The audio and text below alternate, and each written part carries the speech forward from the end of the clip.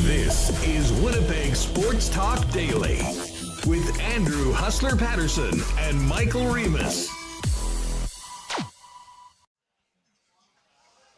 What's going on, everyone? Welcome to a special game day edition of Winnipeg Sports Talk. Boots on the ground here in Dallas, Texas, before tonight's pivotal Game 4 in Round 2 between the Winnipeg Jets and the Dallas Stars. Lots of buzz around Dallas that Miron-Imagn will be making his return to the Stars lineup tonight.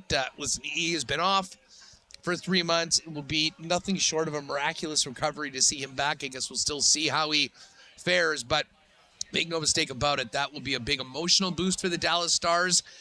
And if he's anything close to the Miron-Imagn we're used to seeing out on the Stars blue line, a big boost on the ice as well. But for the Winnipeg Jets, it's pretty simple. Win a hockey game and get this thing back to 2-2 on their way back to Winnipeg for Game 5 on Thursday night. Looks like we'll have the same lineup for the Winnipeg Jets tonight that we saw in Game 3 and in Game 2 for that matter. And, Connor Hellebuck still looking for that elusive win on the road as he now has 8 straight road losses dating back to the Vegas series in 2023. We're going to have a great show today. Gavin Spittle from the Spits Suds podcast covering the Dallas Stars is going to join us. And we'll preview Game 4 and discuss this series so far with Murat as well. Of course, Bomber Camp is going on tonight, or going on. I think they're going to stop a little early because of how ridiculously hot it is in Winnipeg. Who would have thought that Winnipeg would be hotter than Dallas, Texas in the middle of May? But that's exactly the case, although I have heard that it might snow on May long weekend, which is the most Manitoba thing ever. But for right now, while you guys are steaming back at home, we're here with boots on the ground getting ready for the game tonight. Once again, a huge thanks to my good friend Dave Kivas, Winnipeg guy, who's the GM here at the Dallas Uptown Moxies, for hosting us. I think I'm going to meet an old pal, Paul Randall, who we did a lot of work with back in the Moose days before they came down and sort of planted the flag, if you will, here in Texas. Just give you a quick view here while we're at it. I know a lot of people were wondering how we were looking. Here we go. So we're just finishing up the lunch brunch here at Moxie's. And if you can see out there, you can't see it too much, it's too bright. But this area is absolutely gorgeous. And the Winnipeg Jets actually are staying, I want to say, like about maybe 200 feet from here in one of the nice big 5-star hotels around here. Actually ended up late afternoon after I finished the show bumping into a bunch of the guys who were just outside getting some fresh air, killing some time after the skate on the off day. But I'm hoping this squad is locked and loaded for tonight's game because our pal Nick Lyman did the old question. I always say, is this a must win or a can't lose? Even though it's technically not a must win, I kind of feel like it is. I mean, winning 3 straight against this Dallas Stars team is going to be a very, very tall task. The path to moving on to round number 3 is to get this one tonight and make it a best of 3 with 2 of 3 games at Canada Life Center back in Winnipeg. We'll get Remo in here in just a minute. Then, as I said, Gavin Spittle at the bottom of the hour just afterwards. But first, we'll hear from Scott Arneal, who spoke after the morning skate just down the road at the American Airlines Center. Before we bring in Remo, huge thanks to all the sponsors that make WST happen. A special thanks to the Moxies crew for hosting us here in Dallas. And, of course, our great partners from Coolbet Canada, Princess Auto.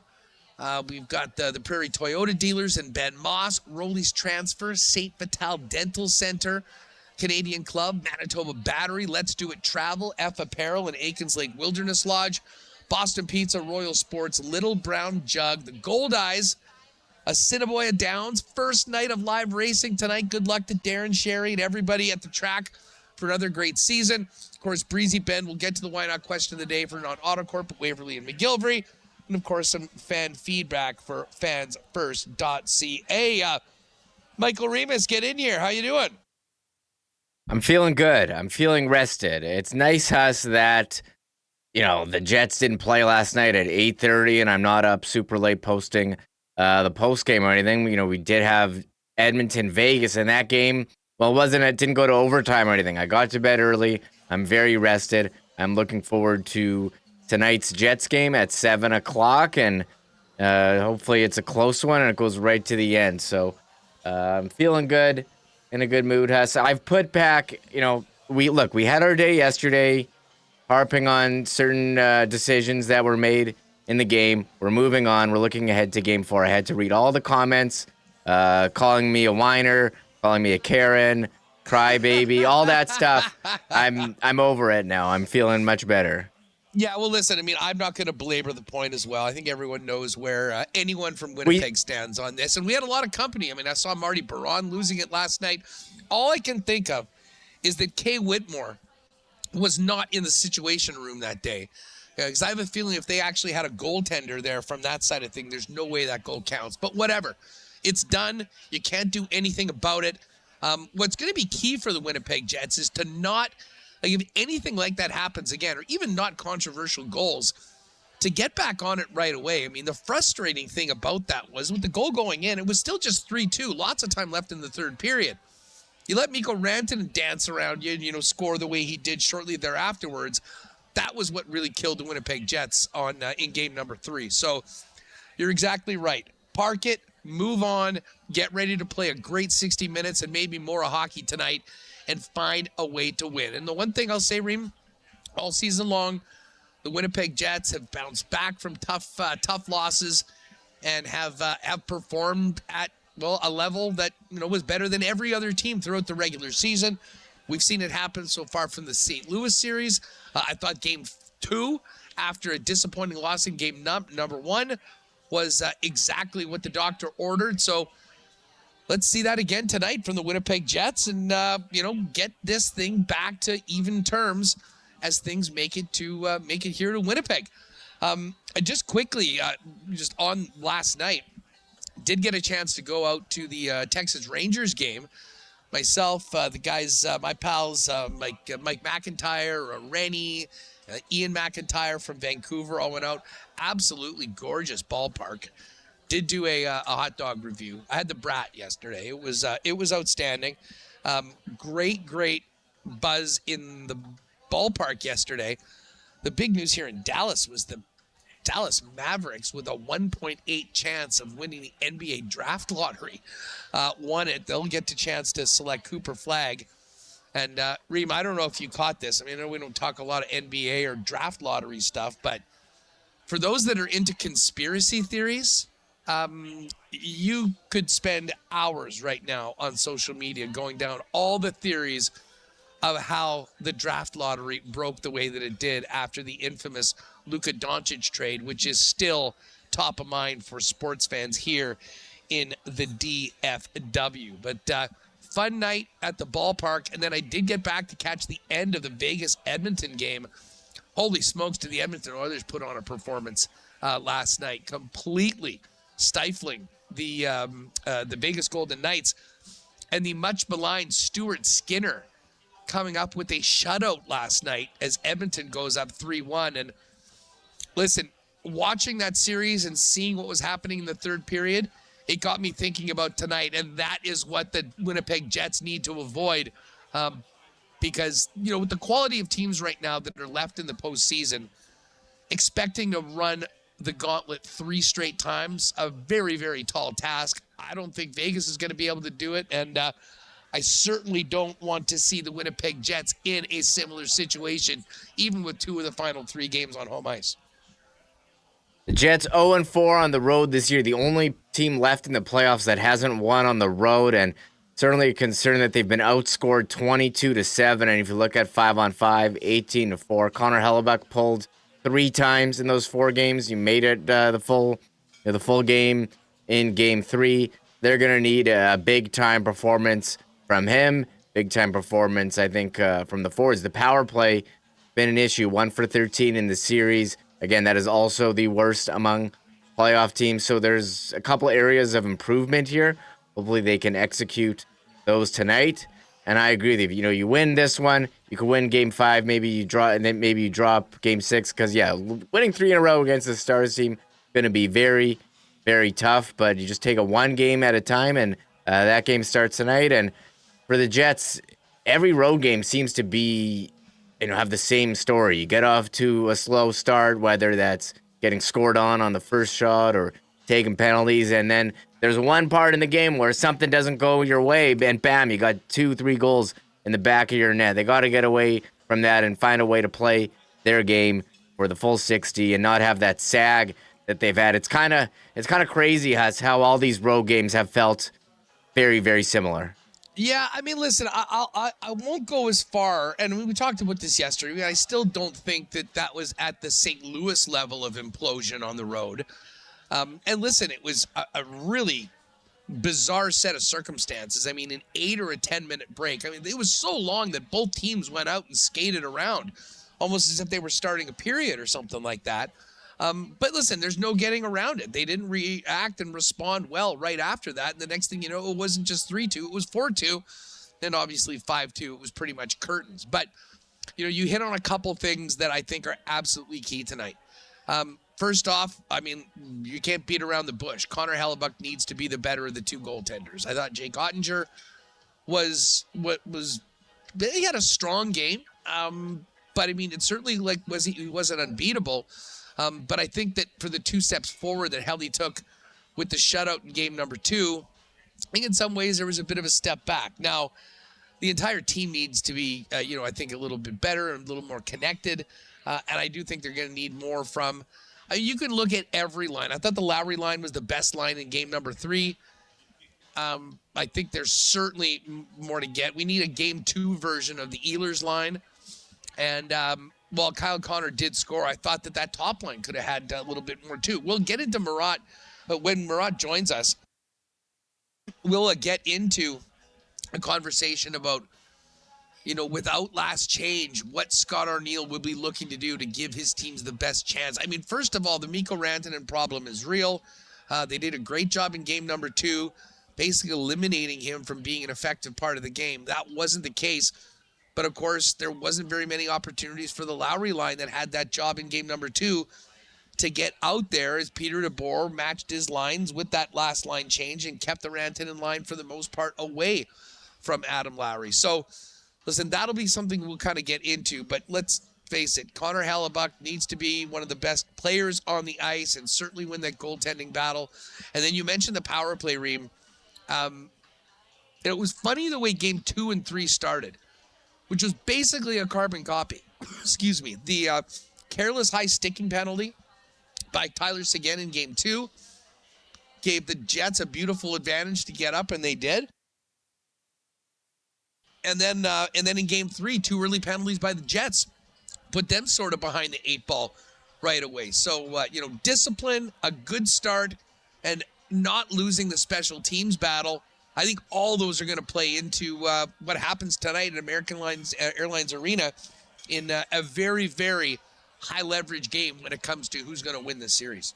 Yeah, Dallas wins us. We're looking at 3-1 coming back to Winnipeg with the Jets season on the line. But if the Jets win, it's tied 2-2 here, heading back to Winnipeg with the chance for them to go up 3-2. So a very pivotal game with the Stars leading 2-1. And as we've said, the Jets do not have a road win this year. They've got this 8 road game losing streak dating back to 2023. That's 4 different series.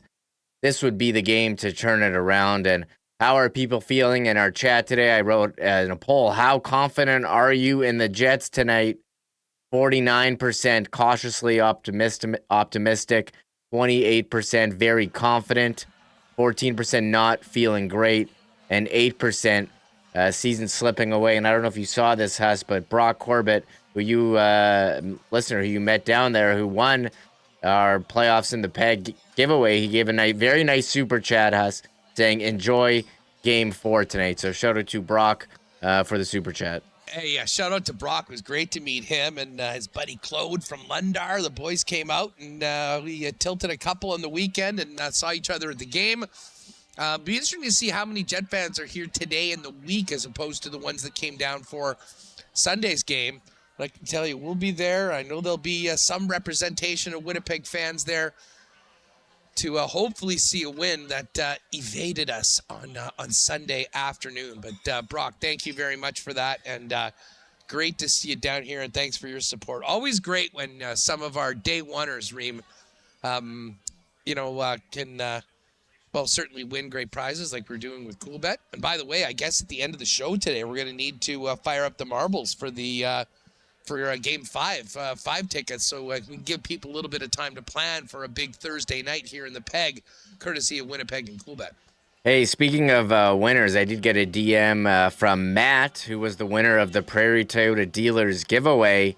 He said, I've been watching the show since the beginning, love all the new content you're putting out, keep up the good work. So I sent him the autographed Shifley and Hellebuck jerseys. Very nice prize from Prairie Toyota Dealers, and Matt was the recipient. So thank you very much, Matt. And I got to be honest, I was kind of nervous about shipping those jerseys in the mail to him. That's a pretty valuable package, but shout out to Canada Post for taking care of it and everything. Yeah, well, listen, congratulations to Matt. Great to see a good Jet fan. A WST listener was the winner of that contest. And as I said, if you entered with your Coolbet handle in the playoffs and the peg contest at the website, stick around at the end of the show after we talk to Derek Taylor just to get a little bit of an update from a steamy Bomber practice as training camp continues. We will crank that out and, of course, get to the Coolbet lines on tonight's game as well. Speaking of Coolbet, tomorrow, Pat Gregoire will join me for an extended segment for our PGA Championship preview, which will happen tomorrow, of course, to tee off at Quail Hollow in the second major of the year coming up on Thursday. All right, we're going to hear from Scott Arniel in just a minute. By the way, I'm hearing that back here, Reem. I do want to thank Rolly's Transfer for their support of WST. Folks, if you have a move planned coming up in the next number of months, lean on our friends at Rolly's, the most trusted name in the game for moving in Manitoba, and family owned and operated now into their 7th decade. Head on over to the website at rollys.com. Click on Request an Estimate. Use the promo code WST for a special discount on moving services and moving supplies, and let them know when and where you're moving and what needs to be moved. And the friendly staff at Rolly's will turn it around quickly with a great quote and get you locked in for that white glove treatment that Rolly's is famous for. Find out more today for your next move and make it Rolly's at rollys.com. Hopefully we'll all be smiling tomorrow after a Jet win tonight.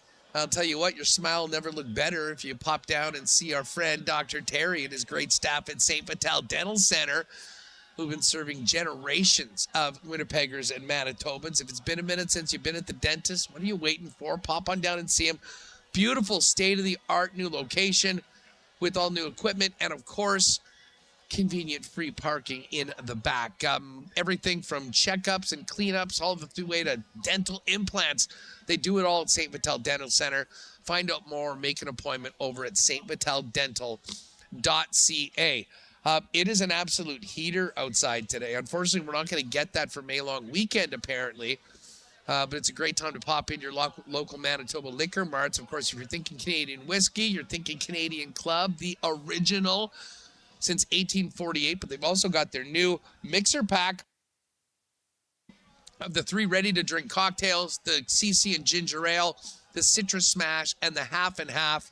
By the way, shout out to Dustin Pernitzky, who sent me a tweet on the weekend that he had just picked it up. He said, see, Winnipeg Sports Talk advertising works. And he said, man, these are amazing. His particular choice was the citrus smash that he loved. It's on sale all month at Manitoba Liquor Marts. So you can grab the new Canadian Club pack. It's 12, 4 of each at a great price, I think $27.49 all month of May right now at Manitoba Liquor Marts. And hey, We need a big boost tonight, a great start tonight for the Winnipeg Jets. One place you can always make sure you're going to get started up with a great boost is Manitoba Battery. Now, people, stop wasting your money and your time going into the big box stores. Manitoba Battery is your local option for batteries for literally everything. And while you're getting those campers and boats ready for the summer and the weekend coming up, you'll save like $50 a battery at Manitoba Battery and get the best customer service around. See them on Logan Avenue, their new location on Dovercourt Drive in the south end of the city.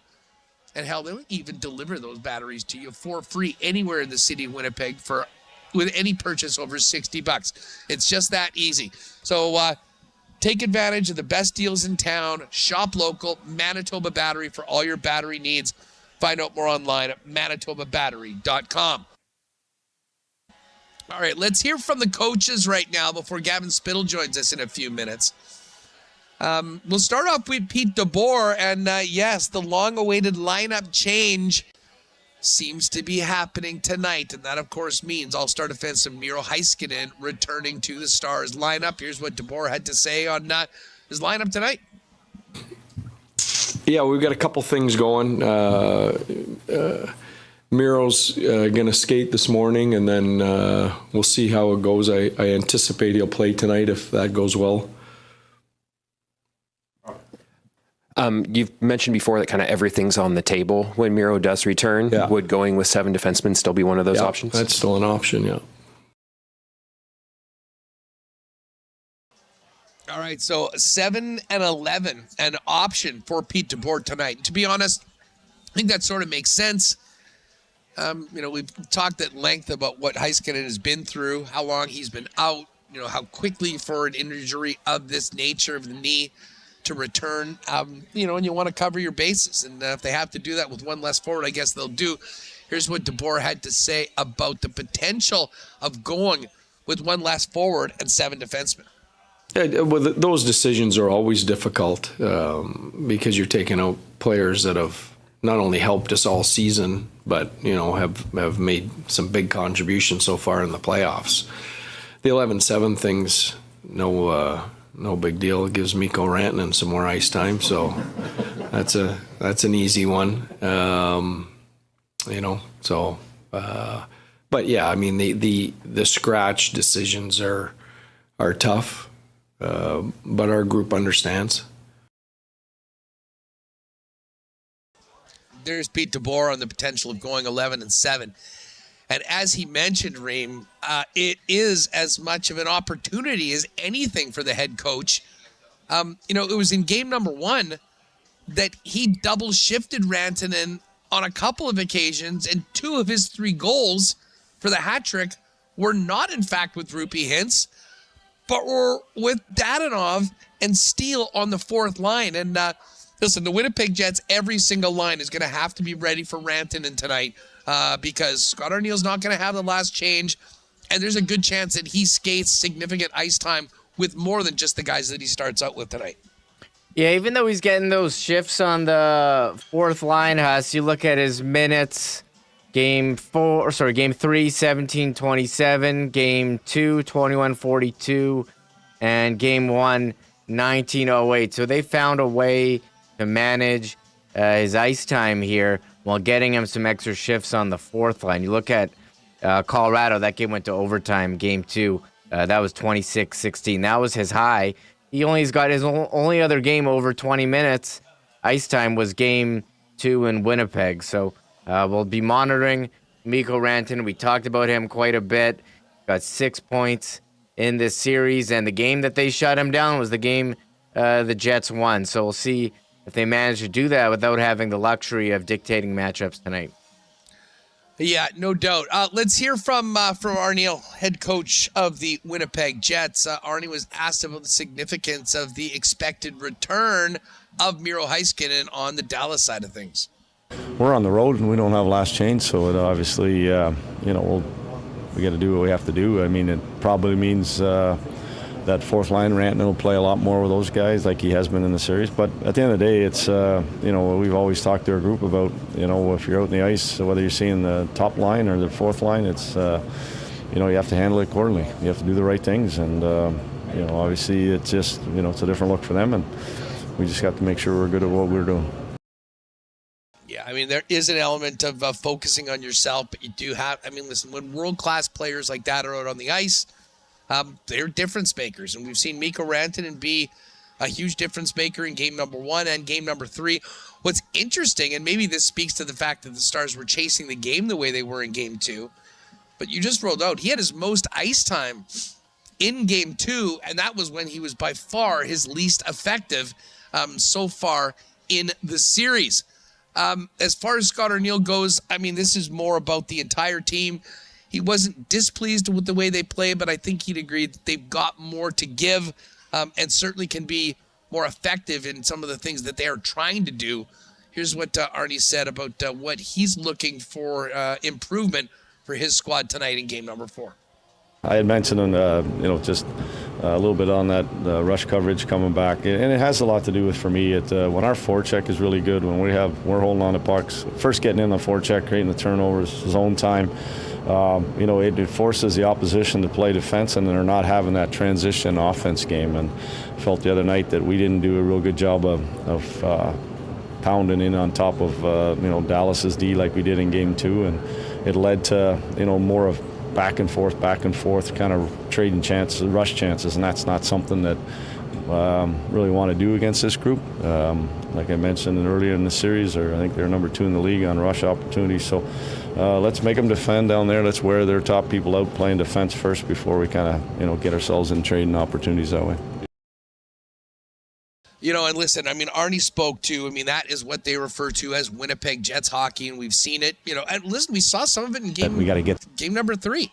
I thought that, especially the second period, as the Jets battled back, they controlled most of the play. They spent a good amount of time in the Dallas end, and, if the puck's 200 feet away from your goal and you got it, not only can you make things happen on the scoreboard, but there's no better defense than spending a lot of time in the other team zone. Unfortunately, that wasn't the case in the third period, and we know what happened with the final result of the game. Now, a big part of that, as we've mentioned, the challenge of, who's going to take on Mikko Rantanen and who Pete DeBoer was putting them out against. Well, it looks like it's going to be power versus power. The top line's going up against it.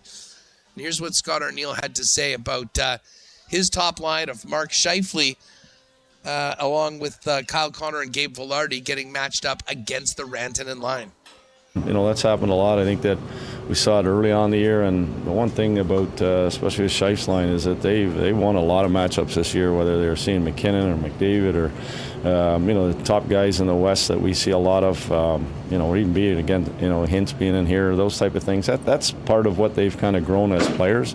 I think that's maturity of them as a line, that they've done a really good job of, defending first and then, making that other line have to play in their end of the rink. And that's just, certainly that's part of the, coming for Pete to come home here and have home ice advantage and having the last change. That's what you try to take advantage of. And, we're trying to do some things to maybe get some other looks. We may not be able to get away from that one, but we might be able to get a matchup, somewhere else that we're after.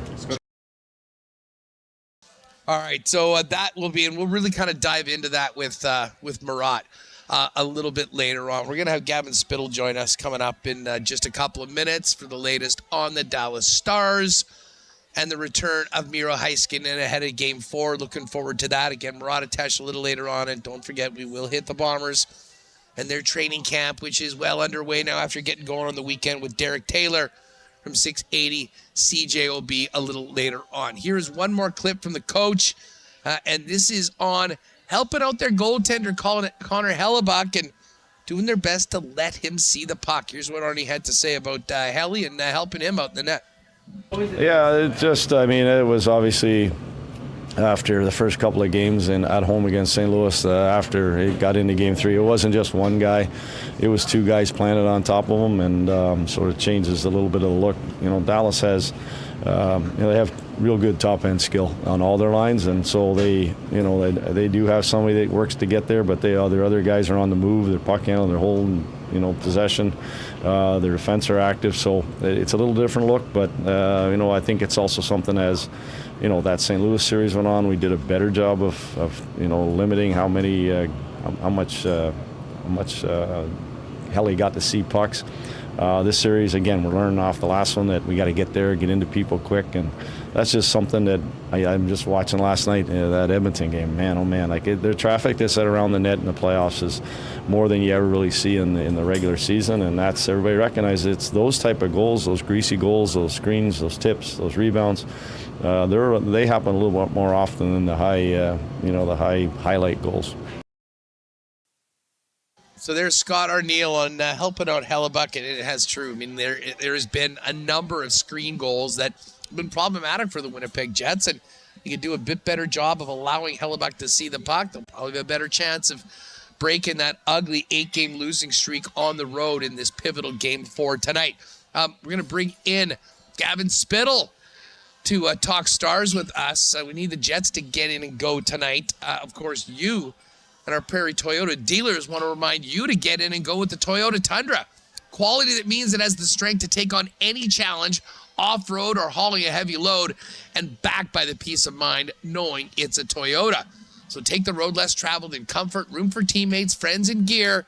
And we talk about just how good this truck looks. Anywhere it goes, the Toyota Tundra is turning heads.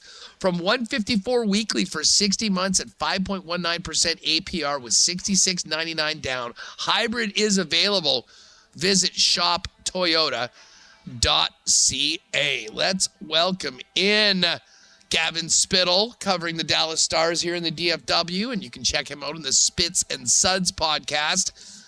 Gavin, great to have you on the program today. How are you? I'm doing great, my friend. You are experiencing some Texas weather with 33 degrees Celsius. That's amazing up there. You know what the craziest thing about it is? It's hotter in Winnipeg today than it is in Dallas. I know. I know. Apparently probably it might with the snow on the sports talk, weekend. too. So, yeah, well, I can tell you what. Yesterday's show was pretty spicy.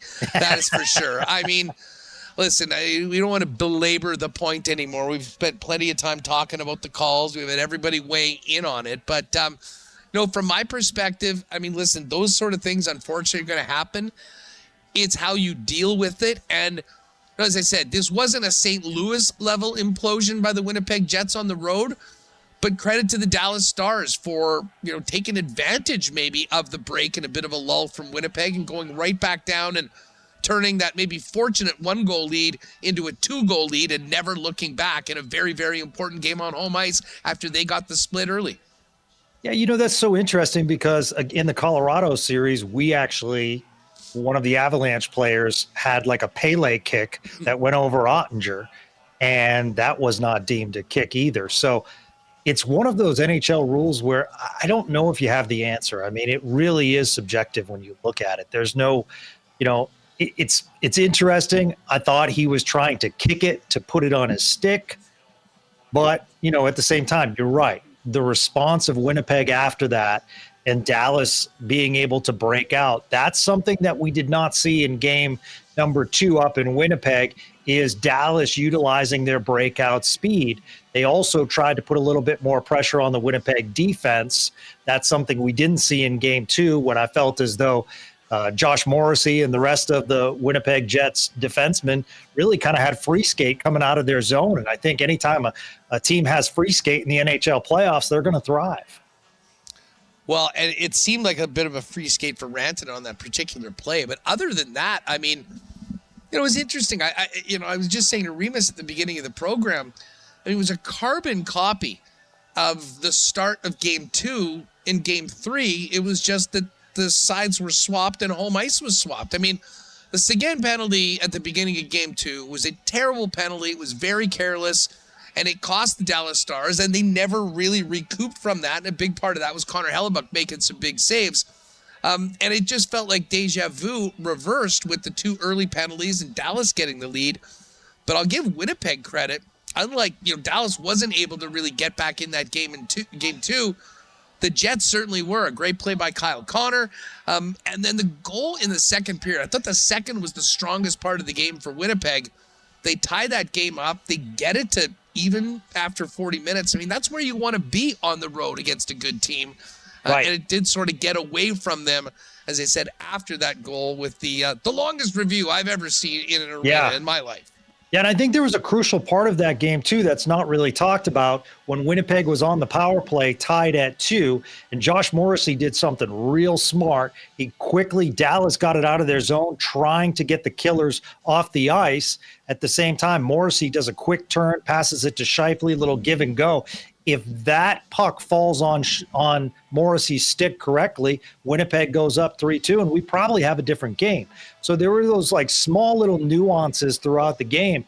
I think this is a very close series.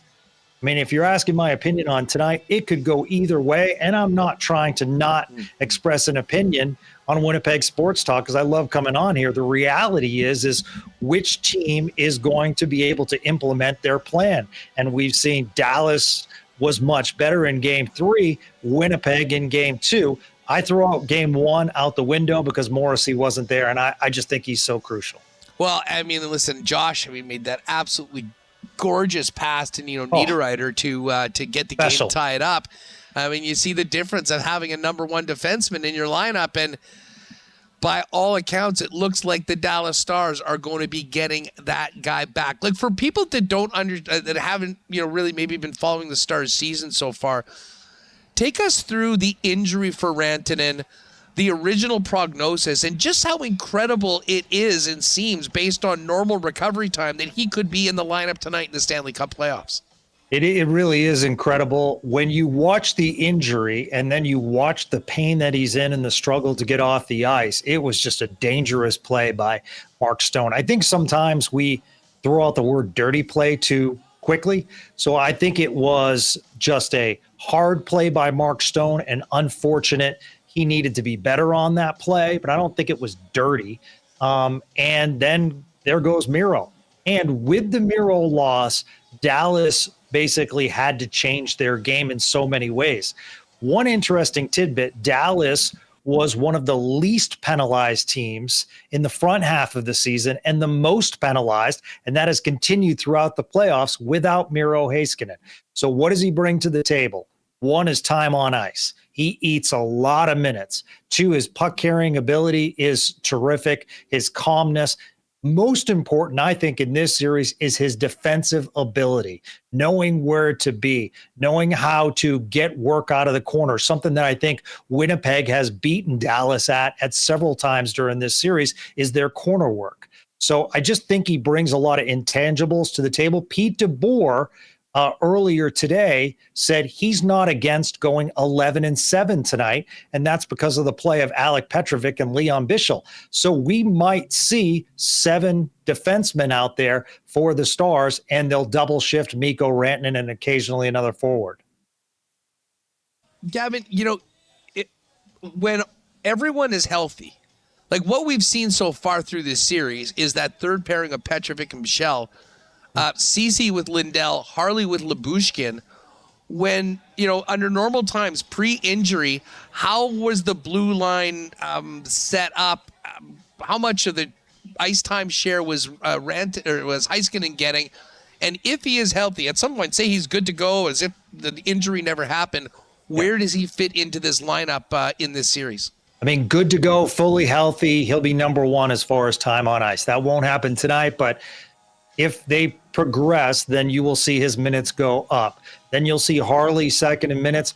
You'll see Miro likely paired with Thomas Harley. The second pairing will be Esa Lindell, and Lyubushkin will go down to the third pairing with Bichel. Petrovic, if they go 6, would be the odd man out. What are your expectations for Heiskanen tonight? I mean, everyone, I know it's going to be a big emotional boost in the building. I mean, we saw, I hadn't been to a Stars game in the last couple of years, but I mean, not only did we see a ton of Rantanen jerseys, he's obviously taken the city by storm, but there's a hell of a lot of 4s in that crowd as well. So, I mean, the emotional boost will be there. But as far as the actual game goes, I imagine there'll be somewhat of a feeling out process for Heiskanen, but I mean, great players are great players for a reason. And if they're good to go and cleared, I mean, I'm not expecting this guy to look like a shadow of his prior self. Right. If there's anyone that can do it, it might be Miro. But, Dallas fans kind of have some experience in this series. Jason Robertson's making his way back. So if you notice, Jason Robertson hasn't been a factor, actually playing in some, deeper minutes on the fourth line because just hasn't been the regular Jason Robertson, but he's been out with the injury too. So I expect them to ease as much as they can. Now, knowing Miro Heiskanen, he's going to want to be on there as much as possible. I think where it also helps is the power play. Because Miro probably will be the power play 2 quarterback. Harley will be number 1. Most important, I think it takes the stress off of Thomas Harley. There was a lot of puck stress on Harley. He's been amazing since the Four Nations face-off. Amazing what he did for Team Canada. He was supposed to be in Mexico, decides, they give him the call. He's there within a few hours. So from that perspective, I think it's good that Harley gets to take the 2 position. Well, it's funny you bring up Harley. I mean, I was in Boston for those games, and, just the entire circumstances around Harley being added to Canada was bizarre. At one point, he wasn't able to be with the team or on the ice. Then he was able to skate. And obviously, once things got to Boston, he was in. But it got me thinking about, such a young player and where he's at this year. Kevin, how far has he come just over the course of this year? Or maybe compare Thomas Harley today as opposed to a year ago in the Stanley Cup playoffs. It's hard to believe that he's actually might be entering, top 10, top 12 defensemen. And that's how far. Just a few years back, Thomas Harley was sent back down to their Texas affiliate to really work on his game. And he got number 1 minutes. So when he came back up the second time, he was a completely different player, and that has not left off. This year, he's coming into the playoffs with playoff experience from the run that they had last year into the Western Conference Finals. So I think playing in that Four Nations and playing with the top-tier players in the world gave him a boost. It's hard to believe, but he actually came back from Four Nations. A lot of times you think these players are going to be tired. He came back with just all kinds of confidence and played well. You could say the same about Jake Ottinger. Did the same thing in net. Jake Ottinger's been outstanding this year for Dallas.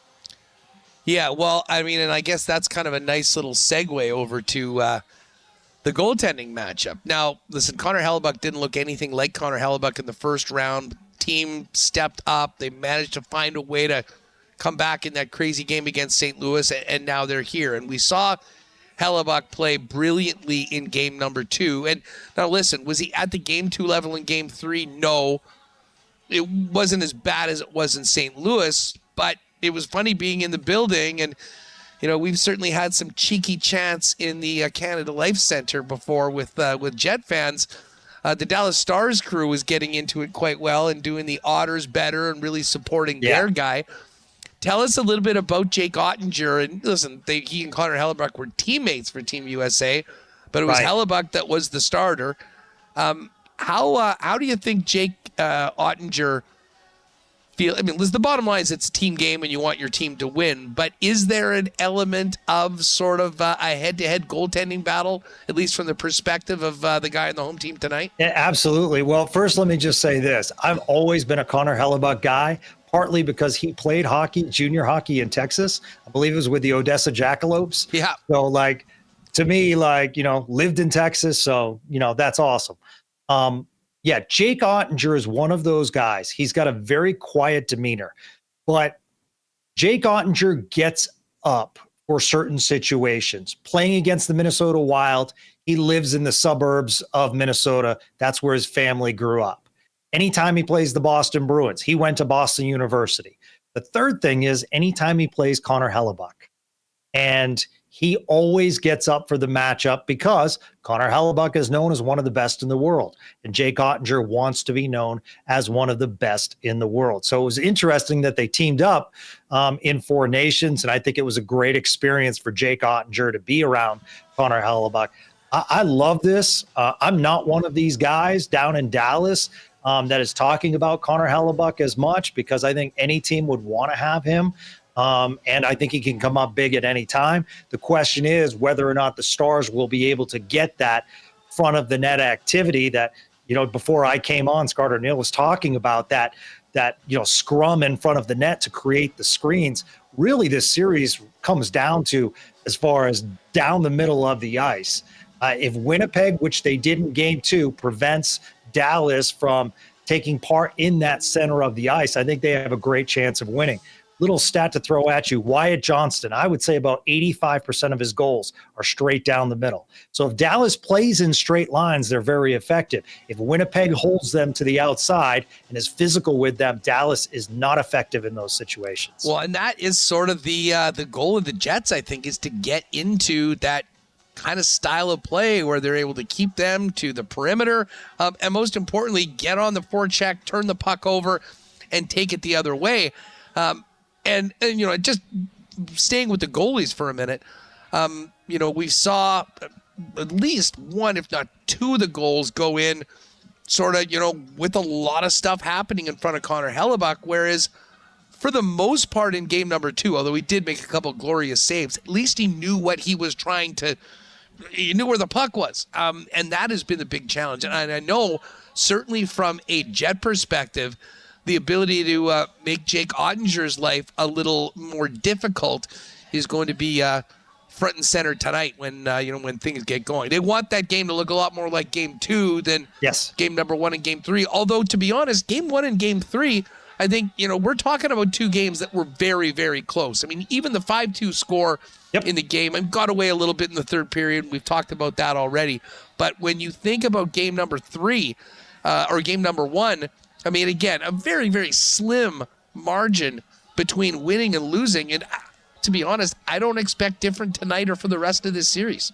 Yeah, I'm going to call overtime because I think, we haven't seen it in this series.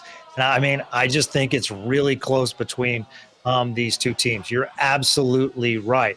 Yeah, I think Winnipeg, to be effective, has to do a couple of things. Get in front of Jake Ottinger, create screens. And the other thing is kind of muck it up. You've seen Dallas lose discipline at times.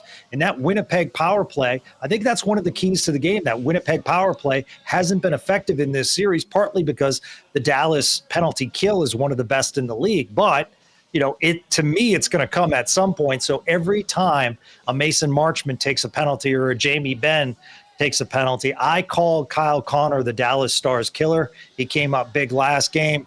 So to me, that's one of Dallas's key points. Stay out of the penalty box.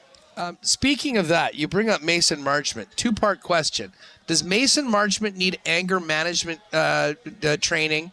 And how fortunate do you think he is that there was no penalty whatsoever for whacking the ref like he did at the end of the second period?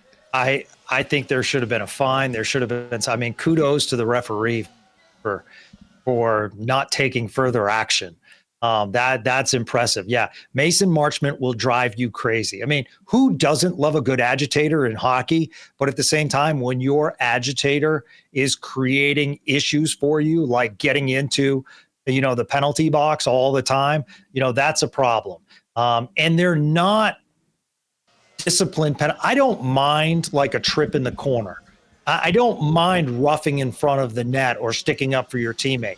But when you come cross ice in game 2, like Mason Marchment did, and basically put your arms, I think it was around DeMello, that's a penalty every single time. So I don't understand where he's coming from. I think Stars fans are a little disappointed. Now, they do love the offensive ability of Mason Marchment, but honestly, he hasn't truly shown it in this playoffs. Well, and listen, I mean, the Jets, if they're going to get back in this series and win this series, they're going to need to do more on the power play. I think that goes without saying. That was one of their biggest advantages all season long as the number 1 team in the league.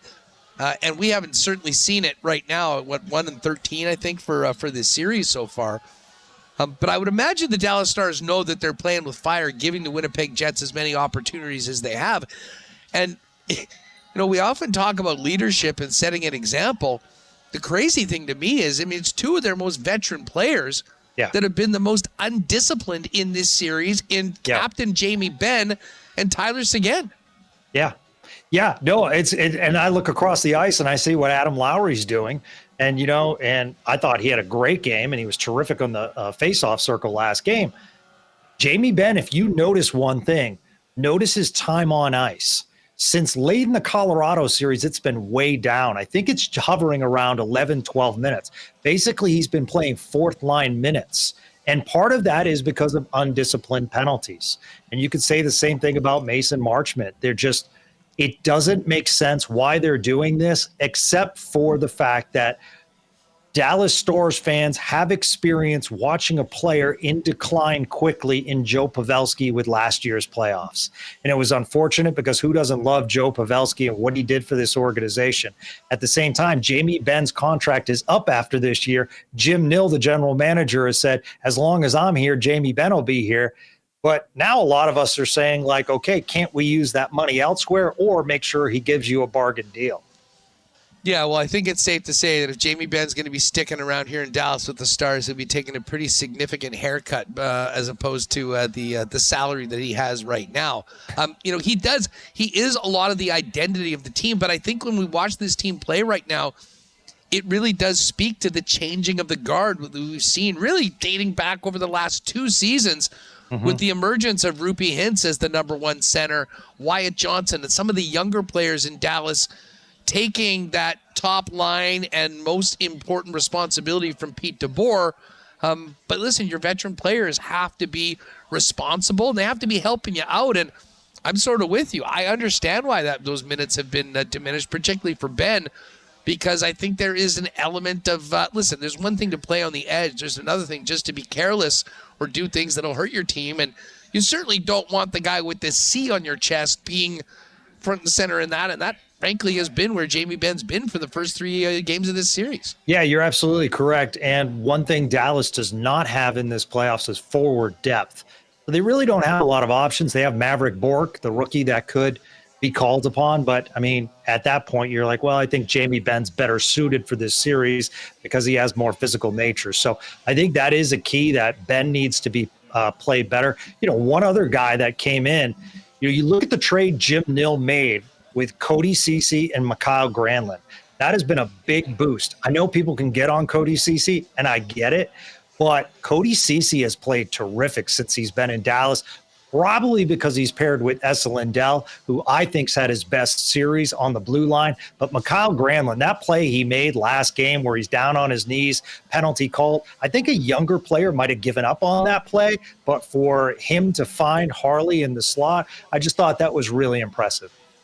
Gavin Spittle's with us here in Dallas, getting ready for a massive Game 4 tonight between the Winnipeg Jets and the Dallas Stars here in the Stanley Cup playoffs. We've hit a couple of the veteran players right now. I mean, listen, Wyatt Johnson is such a great player. I think he's had his ups and downs so far in this series, but it's been so much Rantanen for obvious reasons. I mean, Rupi Hintz has been a part of it, but is there a guy or two that's under pressure tonight to maybe step their game up from Pete DeBoer at this point in the series? Yeah, I think Matt Duchene has been so good this season for Dallas. I think there's no question they want to bring him back. He's been on a series of 1-year deals because he's still on the buyout contract from Nashville. I think that's a guy that they would like to see get going, specifically in the offensive zone. So I certainly think that would, be one guy to look at would be Matt Duchene. Obviously, we've talked a lot about Jamie Benn and then Tyler Seguin. That line with Duchene and Seguin really have not shown out so far. It's really been the first line dominance. Gavin, great stuff as always. I don't know if my heart can handle your prediction of overtime tonight. I'll be honest, but tell you what. As long as we're giving you some Texas hospitality, my friend, that's all that matters. Hey, the Texas hospitality has been great. I mean, certainly our friends here at Moxie's Uptown with some of our pals from the Peg that are running the show here. It's great to see them, but I got to give Dallas Stars fans a lot of credit. Listen, it was a fun atmosphere. They were giving it to us, and we're kind of going back and forth. The 10-minute no-goal conversation in the stands was quite an interesting one. But overall, I think despite the result of game number 3, every Jet fan that made the trip down here, I think, was treated quite well, had a great time, and can only hope. I think just for hockey fans in general, let's get this series to 2-2, make it a best of 3, and make this go as long as possible. I know that's not the plans of the home team tonight. As much as I love you and as much as I'd love to see a Game 7 and as much as Pete DeBoer has that Game 7 success, man, I need Dallas to close this out because I'm on the Jets bandwagon. I actually You guys will love this. I had Winnipeg playing Toronto in the Stanley Cup, which I know is a long shot based on playoff experience with Toronto specifically. But, I am a believer in the Winnipeg Jets. So I want the Stars to close this thing out or get as many wins as they can. Hey, listen, just before we go, fill people in on the Spits and Suds pod. And I know you had our own Connor Rabchak who came on and chopped it up with you guys as well. We did. We had Connor on, and he was on this morning. Michael Remis popped on with me today. So, we're getting as many as we can.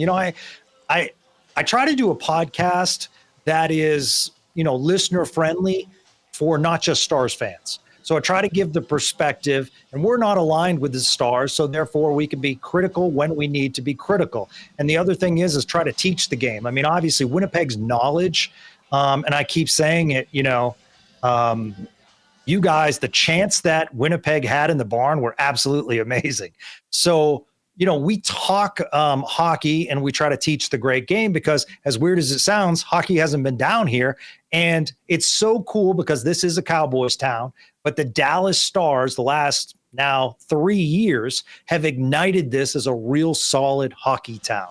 So, and because of that, the podcast has grown. So it's Spits and Suds on the Odyssey app or wherever you find your podcast. Thank you so much. Check it out, everybody. It's a great sports town, too. We went to the Rangers game last night. What a beautiful ballpark. And funny, the buzz in the ballpark yesterday was the Mavs winning the draft lottery. And the minute you bring up the Mavs, people just get hot. There were no Fire Nico chants yesterday at the ballpark, and there weren't any in the Stars game before, but that had been happening. So considering what a star-crossed run it has been for Nico and the Mavs since the infamous Luka trade, some big news and some nice fortune for the local NBA team right here after a trade that, honestly seemed like it had the potential to almost sink the franchise in the certainly in the eyes of the local fans. Yeah, no, absolutely. With obviously Cowboys are number one. When that trade happened, I have never seen the Dallas-Fort Worth sports fans so ignited and so mad. And they just continue to be mad. And last night it was a breath of fresh air. Now what they do with that pick is going to be interesting. Do they trade it or do they keep it? It's a great sports town, obviously growing. It's one of the fastest growing cities in America, and proud to say it's now a 4 sports town, which is really cool. Well, I'll tell you what, the Stars fans certainly stepped up on Sunday, and I don't expect any different tonight for a very important game 4. Gavin, thanks so much for doing this again. Enjoy the game tonight. We'll catch up soon.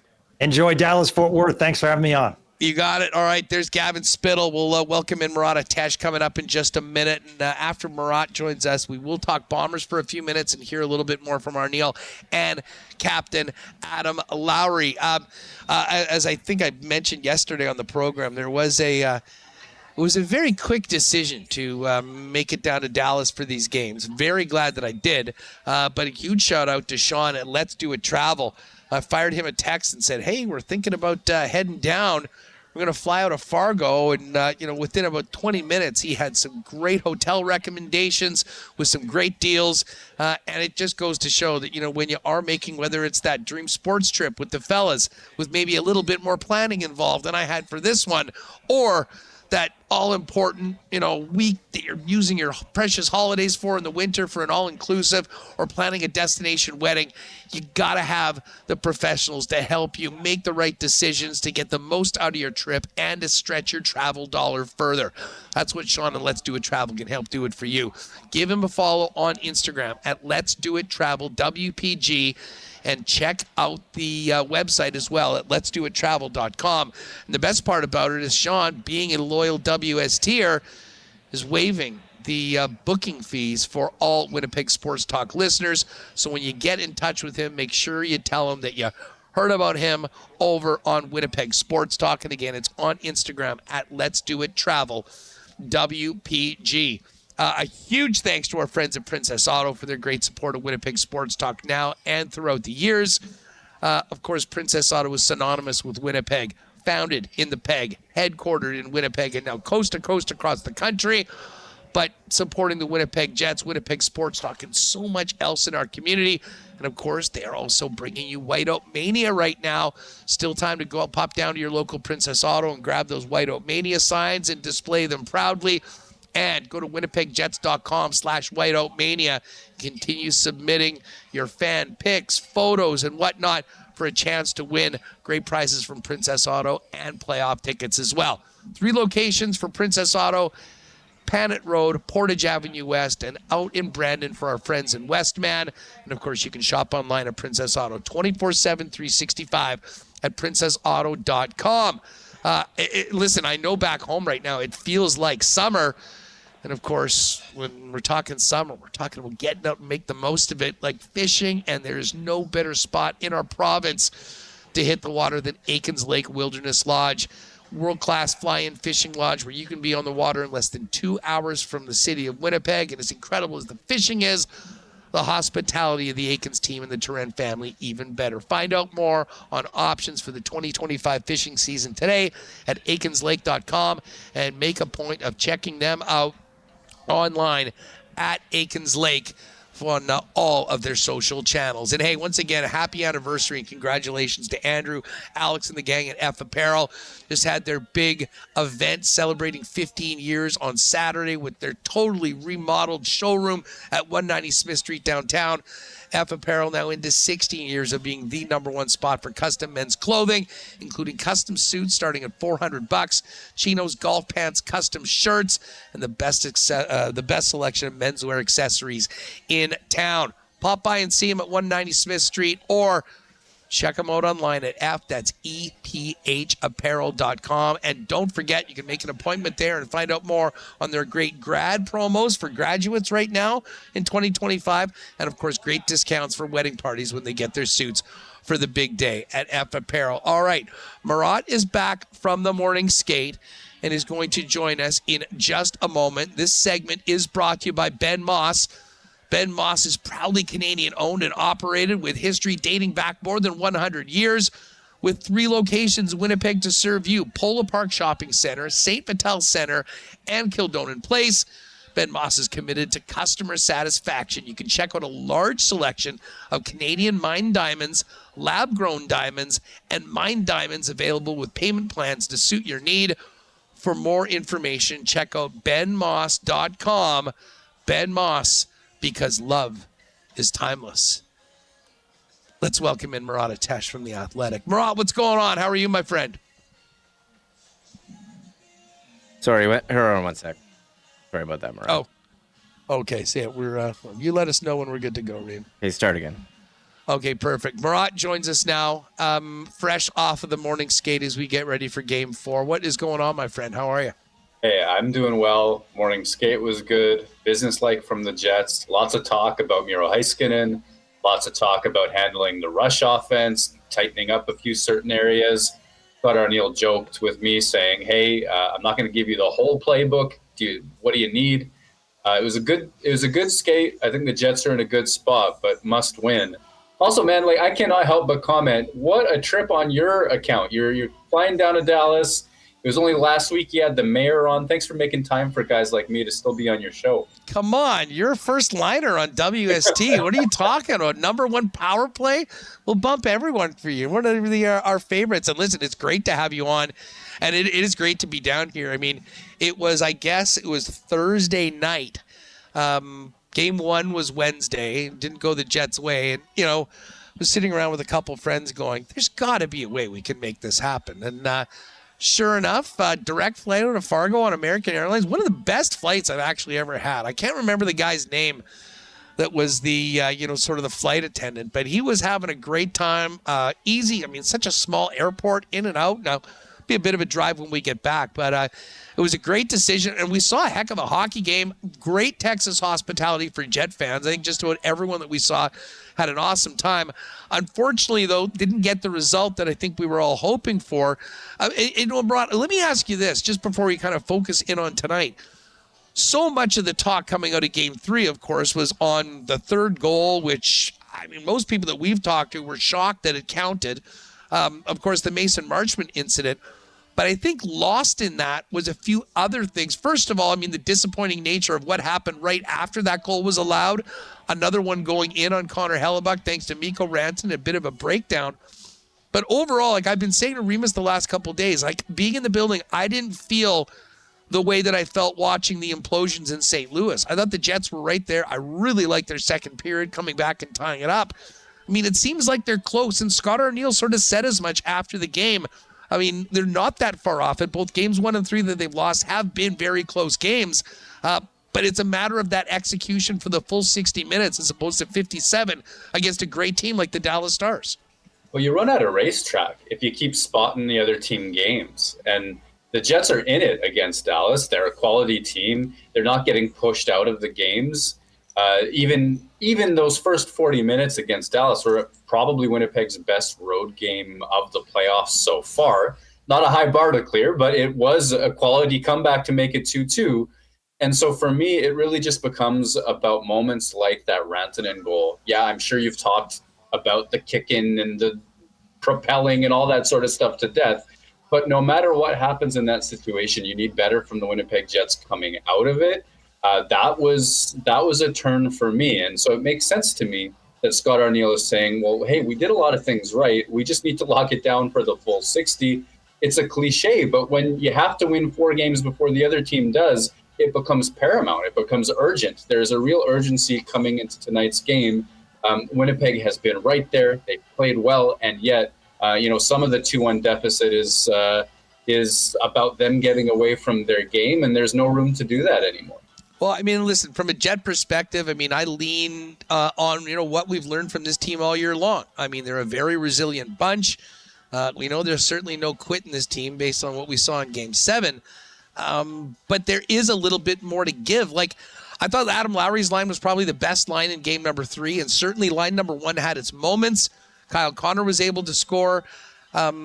We didn't see the sort of dynamic play of the second line, I thought, in game 3 that we saw coming out of game 2, where Nikolai Ehlers obviously had the 2 goals and an assist. I mean, what was your perspective on the top 6 overall before we sort of talk about the depth players? Because I really think that if this team is going to win tonight, I'm looking at 37 in net, and I'm looking at those top 2 lines that, have to be even, if not on the positive side of the ledger against the opposition that they're going up against.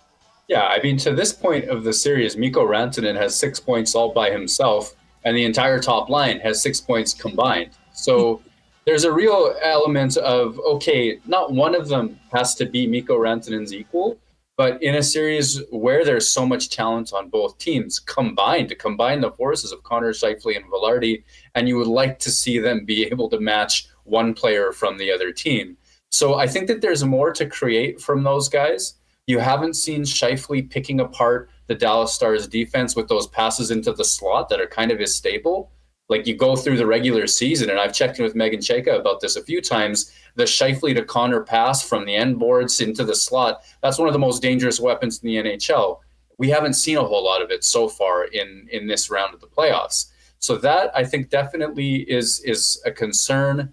Also, the fact that here in Dallas, Pete DeBoer is really running Rantanen at the Jets' top line and so far winning. They got that 4-2 goal from Rantanen just as Velarde had come back onto the ice. It was poor transition D and a wonderful play by Rantanen. So that's a situation where you want Winnipeg's top line to, I want to say, take it personally. Like, this is a great player. Get sick of everybody talking about him and lock down that transition defense, lock down playing the right way on breakouts and all those little things that help the top line spend time in the offensive zone where they can be absolute killers. They're a dynamic group. So I think there's levels to get to for them. At the same time, now, if you're talking just about the top 6, like you said, I asked Scott Arniel what he thought about the top line and the matchup and Rantanen and all that sort of stuff. He gave a good answer. We can get in all that sort of stuff about transition D and blah, blah, blah. But he also said, well, if that's the matchup that they want, and we can't get away from it because they have last change, there might be some other matchups we can get and we need to exploit. And when he said that, I heard that Ehlers, Nemesnikov, and Perfetti line, because they're not getting as heavy a helping of Mikko Rantanen, and you need to be able to produce. you really wanted that Healer's 3-point night to be a launch pad for him.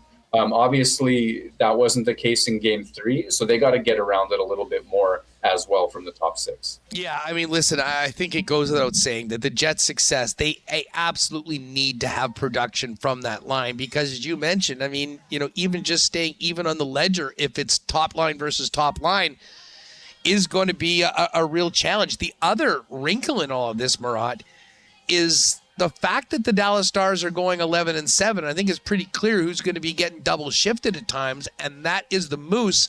And we go back to game number 1 when Pete DeBoer did that on the road to try to get him away from Adam Lowry a little bit, and it was a hell of a coaching move because 2 of his 3 goals in that second period were not with Rupi Hintz, but were with Dadonov and Steele in the fourth line.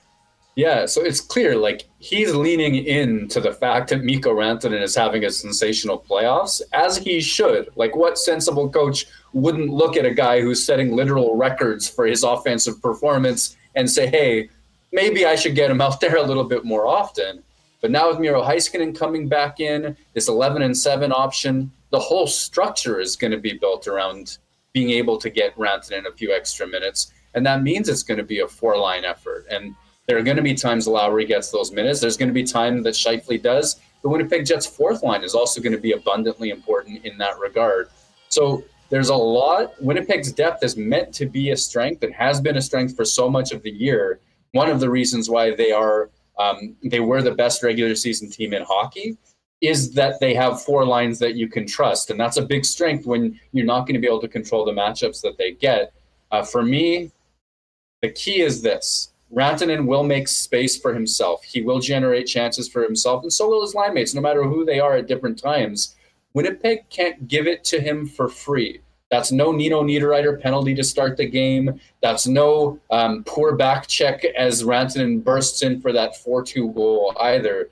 If he's going to take a whole lot by himself, don't give him extra for free, and I thought the Jets were guilty of that in Game 3.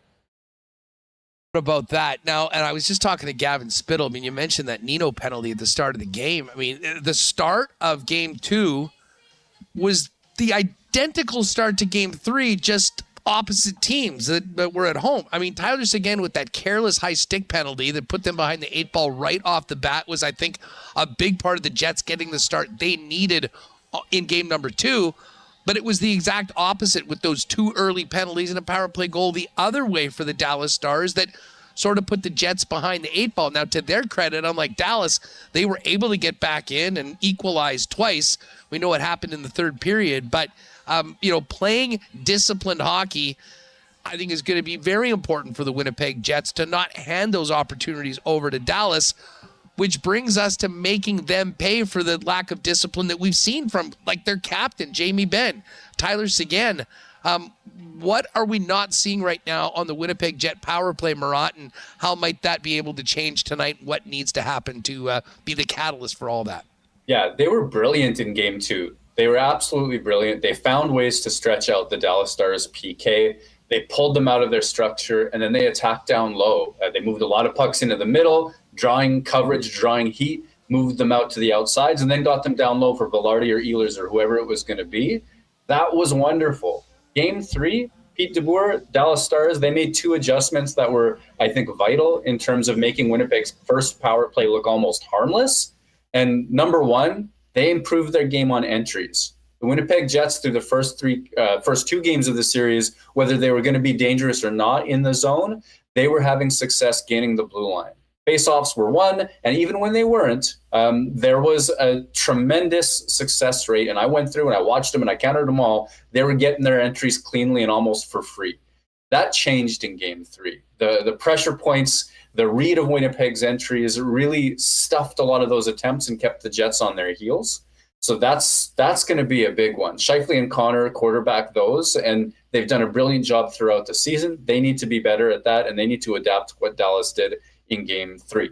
The other element is that Winnipeg was dangerous almost at will in Games 1 and 2 when they got away from that aggressive, high-paced pressure that Dallas put at the top of the zone and at the flanks as well. They found ways to get the puck down low to players who had time and space and who could make plays. Well, Dallas made a little tweak on that in game 3 as well, so that they were pressuring as aggressively at the bottom of the zone as they traditionally do at the top and at the flanks. So Winnipeg never got that breath where they escaped the numbers of the Dallas Stars PK and had a moment to keep their head up and look around and make the play that they wanted. They should be able to do that, given the fact that they outnumber the Stars. They have so many elite players, the Winnipeg Jets, on the power play. There has to be a pressure release pass to somebody with time and space such that they can get reset. But they didn't get it done in game 3. You can't not give credit to the opposition. I mean, the Dallas Stars, very well coached team, hell of a lineup. I mean, they did make those changes, but the bottom line is the Jets are going to need to adapt. I mean, especially when you're playing on the road and you don't have the benefit of the last change. And we've talked about how important those matchups have been, Murat. It is hard to envision a Winnipeg Jet team advancing to the third round without taking advantage of a power play that was number 1 in the National League all year. And it's been far from that in the playoffs and especially this round. Yeah, and I thought that when they were fully reunited, when Morrissey came back, and now you have all of Morrissey, Scheifele, Ehlers, Velarde, and Connor on that top unit, I thought that was it. And especially because of how well they picked the Stars apart in game 2, leading to that Velarde rebound goal. Like, I thought that, okay, these guys had arrived. Forget the numbers from round 1. Here we go. And it's clear that wasn't enough of the case because the Stars really did tighten things down. And if you're the Winnipeg Jets and you've had success this season, like, what has brought you to this point? Connor Hellebuyck, yeah, big piece. Power play, number 1 in the league all year. Enormous piece. Like, why did these Jets outperform so many people's expectations? Power play has got to be number 1 with a bullet.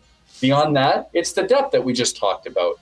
So if you're the Jets making it to round 3 or dreaming of a long run, you need to be able to count on those things. And you haven't been able to, at least not in their most recent loss. I think there are signs, or there were signs heading into game 3, that all of those elements had arrived. Doing it once isn't good enough, though. They've got to get to 4 wins, and they need a huge pushback here in game 4. Murat, we can't really talk about the importance of this game without talking about the importance of getting elite-level goaltending. I love Connor Hellebuyck in game number 2.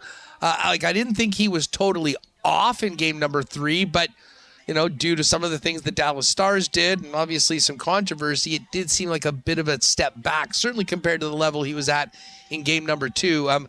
Thoughts on the goaltending battle through 3 games and the importance of getting Hellebuyck to near max capacity if they want to get this series to 2-2 tonight? Yeah, I wasn't sitting there going, Hellebuyck has cost this team this game in the same way that you may have been able to do against the St. Louis Blues with all those goals piling up. But the highlight reel was shorter for him in game 3. And the saves that, if he makes them spectacularly, keeps Winnipeg in the game, that there is an element of him needing to be better for sure. It's hard for me to lean too heavily against him in, say, that Rope Hintz deflection that's still mostly a 5-on-3. Niederreiter has just got back onto the ice. But there are nights when he does make that save despite the redirection. So if you get that one moment, that one goal saved, sort of stolen from the opposition, like he was able to do the game before, you can give the game a different flavor. I'm not leaning on him too heavily for propelling the puck into his own net or the gray area decisions of the National Hockey League decisions from Toronto. But it's clear that if he steals something away from the Dallas Stars, it's a different complexion of a game. To be fair, when Kyle Connor made his wraparound goal off of a couple of shot attempts from the Jets, he corrals the puck. I thought Otter was swimming a little bit as well. Like, if Winnipeg had won that game, there would be this type of consternation probably in Dallas as well.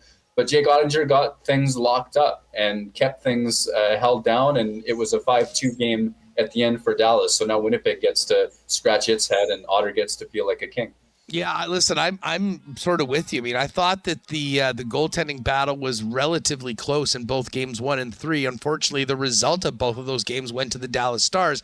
Hellebuyck, probably the best goaltending performance we've seen in this series, has been Hellebuyck in game 2. But as we've seen, and Scott Arniel talked about it earlier, there's an element of the goalie being on, but there's also so much that goes into it with what's happening in front of him. And we heard of Scott Arniel talking about being able to box out, not allowing the Dallas Stars or sometimes even Winnipeg's own players to be getting in Connor Hellebuck's way and making a difficult job that much harder. Yeah, you know what? To be honest with you, Huss, I am not stressing the box out game of the Winnipeg Jets right now. I am absolutely not. This is not the St. Louis Blues bulldozing to the front of the net, multiple situations where they're scoring through multiple layers of screens all of the time. I think the Jets are handling that pretty well. I think that the issue that Winnipeg has is that they're feeding the Dallas Stars rush game. There's moments where the Jets are getting caught stretching, and they want to have stretch pass breakouts. They want to have opportunities like that to get the Stars defense off of their backs as they try to break out by creating stretch pass opportunities for Connor, for Scheifele, etc. But they've not got that dial set exactly right so far. There have been plays where the breakout is just beginning and three forwards are at the Jets' blue line and it leads to trouble. That's an issue. And if you even go back to game 2, the best goaltending performance of the series, as you said, what happened before all of those highlight reel saves? Offensive zone, seam pass attempts that I would characterize as hope plays. That largely came from the Winnipeg Jets top line trying to create some things. So I think that the issue for Winnipeg isn't about box outs and net front defense. It's about not feeding the Dallas Stars transition game. And I think that becomes an issue of the elite players on the Jets who like to have the puck on their stick. No hope passes from Scheifele, from Connor, from Ehlers, all of that sort of stuff. Clean that up, and I think things will go a lot better. The team got Josh Morrissey back for, in this series, and I thought Morrissey had a real strong game. And you know what? I've had a lot of time for Hayden Fleury's performance and Colin Miller. Like, even in game 3 with the goals that went in, I wasn't really left going, this was really on the blue line. I mean, did you have sort of that same perspective of, 6 defensemen that actually played pretty solid for Winnipeg in their last time out? Yeah, I think Winnipeg has its top 6D sorted out right now. There are elements that Schenn and Stanley can bring to different types of games, and credit Schenn for his game 7. It was really quite an incredible turnaround because he'd been scorched on the road for the Jets right before it. But Fleury is playing some of his best hockey of the year right now. Miller is adding the elements that he does without. There have been some defensive zone lapses from him over the course of the year where you look at his numbers and you're like, how the heck aren't they playing this guy? And then sometimes he makes a blind clear to nobody, and you do. I've found myself going, oh, that's why. I haven't seen that from him. I think the third pair has been excellent. I think the top 4 has everything it needs to get the job done. And I think that when you see Josh Morrissey returning to that elite offensive player on the offensive line, that's a sign that, okay, he's shaken off the cobwebs. He's back at full go. And now Winnipeg has another dynamic element. So I actually think that that's an element of the Winnipeg Jets game that is dialed. Having said that, I asked Arniel about it, and he says, well, okay, now we've got Morrissey going on the offensive line, but we want all 6 guys to be able to do that. And I think he wants a little more offense from them. To get that, you need a little bit more back pressure from the Jets forwards. The whole machine is connected. Yeah, listen, I was just about to go exactly there. I mean, you look at, the fourth goal, a perfect example. I mean, it is about defending as a 5-man unit and having everyone where they need to be on their duties and responsibilities. And this Dallas Stars team, especially when 96 is on the ice, can make you pay in spectacular fashion if you aren't locked in on that. And it seemed like coming from the morning skate today, that was the focus of Scott Arniel to, I know it sounds cliche, but play Winnipeg Jets hockey with that group, because when they do that, they're a very, very difficult team to play against, and I'm sure that is the goal for tonight, right from the puck drop until the final buzzer. Yeah, the Stars don't seem to need a lot of the puck to generate a goal. Like, they can do it in a counterattack. They can do it with those rush chances. They can do it with the Mikko Rantanen deflection. So if you're the Winnipeg Jets, part of what you need to do is keep the puck out of their hands at all in those dangerous situations. And that goes back to the staples of the Jets game. Great forechecking, heavy pressure, the responsibility for one line to make a handoff shift to the next to keep the Stars buried in their own zone. You got Adam Lowry's goal from it in game 2, where the fourth line was all over the Stars. Lowry comes on with the third line and finishes off a goal, and the Stars defensemen had been on the ice for 2 minutes plus each. Like, it was an incredible decision. while the Jets' fourth line was on the ice, to have pressure and then be like, wait a second, we can capitalize on this even more if we change. There were some opportunities for the Jets' top six to do that in Game 3, and they didn't do that as much. And you saw there were some lengthy shifts from Connor Scheifele and Velarde where they had been in the D zone, they got on offense, and instead of handing it off to that Nemestikov line, they spent the rest of their minute-and-a-half shift trying to create something until they were too tired. I think that this is just an issue of fundamentals for the Winnipeg Jets. They can get back on their forecheck. They can get back to their possession game, and they can do those little things better, like responsible changes in the second period where it's a long change that will just help them play their own brand of hockey, which has largely been good enough to win. Murat of The Athletic joins us both down here in Dallas ahead of a key Game 4 in this series, with Dallas leading 2-1, heading into puck drop tonight at 7 p.m. Nice not to have to wait till almost 9 o'clock for a change. Murat, just before we go, we've talked a lot about, the pressure on the forwards, the matchups that will come in from the coaches. Is there a player or two that you're looking at tonight that the Winnipeg Jets need to step up or raise their level of play that could be very impactful for tonight's game? Yeah, I'll do quick hits. Niederreiter can't take those penalties. And he had taken another one on what became the Thomas Harley goal that was waved off because the goal had went in. So that is a mind your stick discipline issue for sure. The second line, I think, needs to be able to produce, given the fact that they're not going to get as crazy hard matchups as some of the others are going to do. So you want Ehlers to catapult from that one wonderful game where, he got bounces too, but to catapult from that into a more impactful play overall.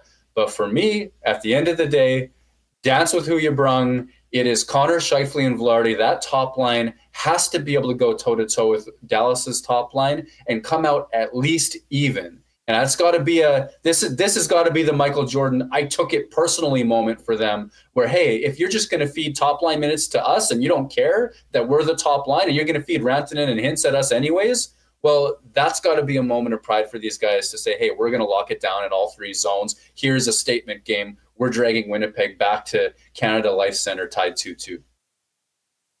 Just before we go, you mentioned the morning skate today. What was sort of the vibe around the team as they get ready for a game that is not technically must win, but it kind of feels like it is if they want to win this series? Just vibe-wise, for me, Huss, it felt right. It felt like business. It didn't feel like still complaining about the controversial goal. It didn't feel like thinking that they were in over their head. And they didn't feel twitchy either, in that sort of way that, like, when you're defensive and like, of course we can do this, it just felt right, like a good team preparing itself for a good hockey game. And I don't know what pregame morning skate vibes are worth come nightfall, but if you're looking for positive signs, I think they were handling themselves just the right ways.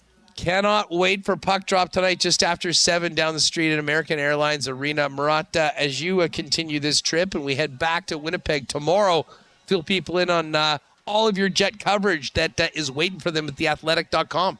Yeah, I've got one that I'm pretty proud of from a few days back with Adam Lowry and Rick Bowness. And great piece. We talked about it extensively on the show. It was so good. Yeah, thank you for that. Thanks for doing that. And like that, there are feature stories like that come out after wins that, you spend your whole year doing homework for, and you try to deliver them. Had some great stuff about Alex Iafallo and Dylan Sandberg when they were early heroes in round 1. So we're sort of waiting to see which Winnipeg Jets can make themselves the story in a positive way. And I should have good stuff for you no matter who it is. Appreciate it, pal. Well, listen, maybe we'll see you later on tonight. Enjoy it. Travel safely back to Winnipeg. And thank you, as always, undisputed first liner of WST, Murat. Don't forget it. There's a lot on your shoulders. I'll be there. I won't let you down, Coach. Thanks so much, Murat.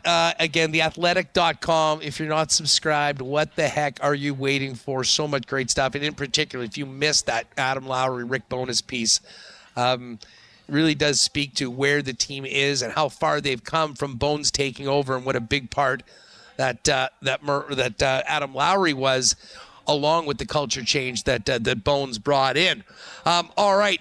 Hey, get ready for Game 5, folks. The whiteout will be in full effect Thursday night at Canada Life Center. And if you haven't already got your whites Royal Sports is the place to do it. Massive whiteout section with a ton of new white hoodies in. They're still getting in some of the new exclusive white hats that they've done in collab with New Era. Jerseys, you name it, they've got it for you. So whether you're doing street party in the plaza, in the building, going to Boston Pizza to watch the game, Royal Sports has you covered. They're open right now. You can get hooked up in time for Game 4, never mind Game 5 next week. While you're at it, check out the bikes, soccer, softball, baseball, you name it. They are the sports superstore now for 40 years plus running. 750 Pembina is where you'll find it.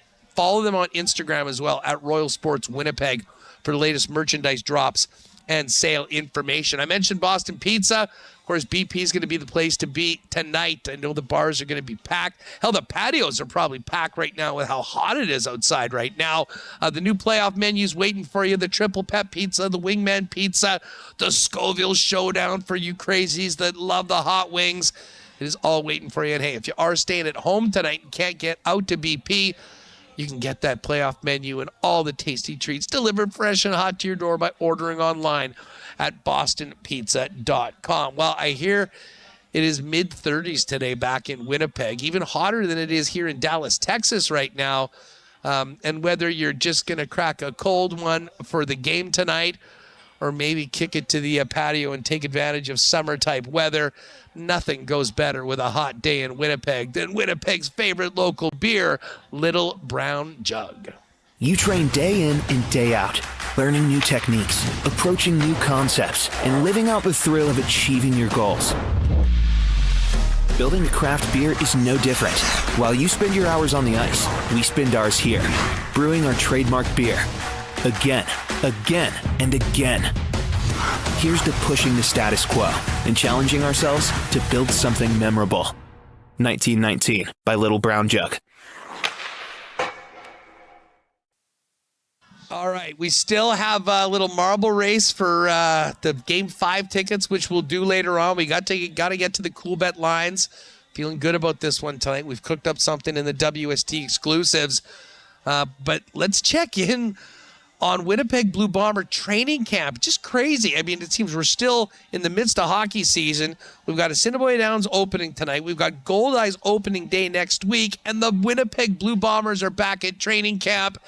And Derek Taylor, the voice of the Blue Bombers on 680 CJOB, joins us now after a heater and an abbreviated practice today. DT, what's going on? Yeah, 36 on the vehicle as I drove away from practice today. Oh, it was, and honest to goodness, they changed the turf before last year. They have like black and green pellets. It was supposed to reduce the heat. It is a scorcher down in the field. So yeah, how those guys made through 3 hours with pads in the second half of the practice today, I don't know. What a crazy circumstance that we're in the middle of May and getting temperatures that, I mean, rarely we get at any point in the summer. And then in typical, just give it a few hours Manitoba fashion, it might snow on May long weekend coming up. So, I mean, I don't know what the sense to make of any of it, but it is great to have the Bombers back. Rookie camp went and gone, and now, of course, training camp's underway. Take us back to the weekend, though. How did things go right off the gate, and what'd you notice about this new group of Blue Bombers under Mike O'Shea looking to make it 6 straight trips to the big game, this one at Princess Auto Stadium this year? Yeah, so rookie camp, there was the overtone of there are spots available to be taken, right? Tyrell Ford is off with the Edmonton Elks now.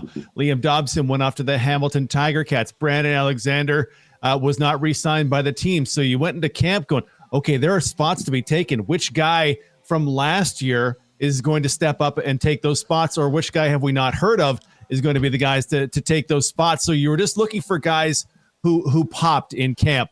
And when you looked at offensive line, you looked at Micah Vanterpool, who Bomber fans remember him from last season, played a couple of games.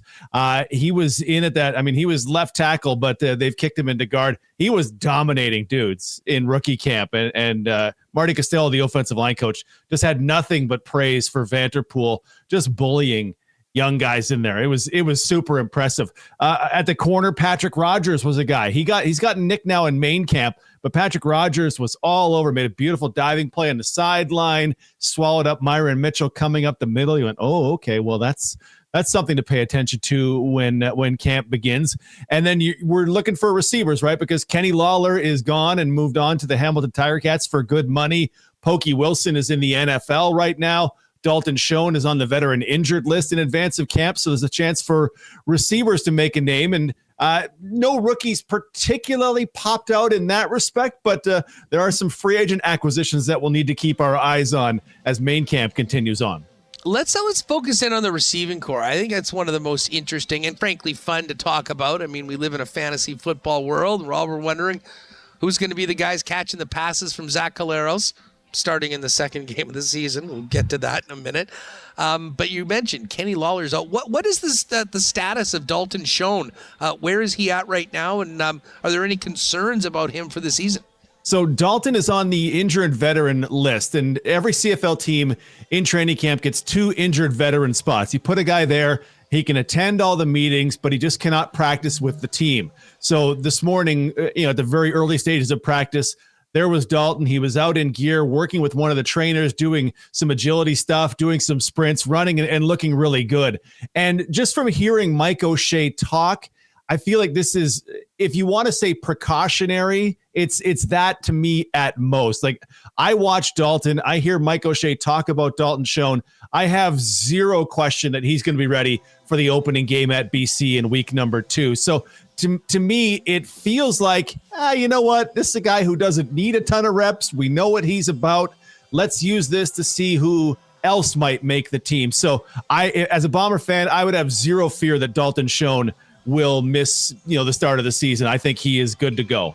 Well, that's good news. Tell us about the other receivers that are competing for spots right now. And I got to ask you in conjunction with that, we know Dylan Mitchell and what he's done before in the Canadian Football League. I was reading from your guys' reports from there that he's actually been working with the twos. What's behind that? Yeah, so this is one of those ones where you're trying to deduce what the team is doing or saying, and you're never quite sure.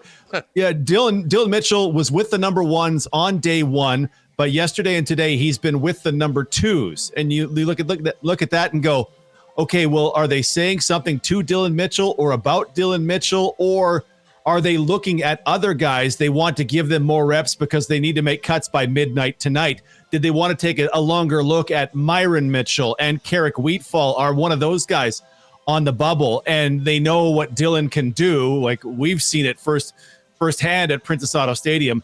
We know what he can do, so we want to look at someone else while we have to make these cuts.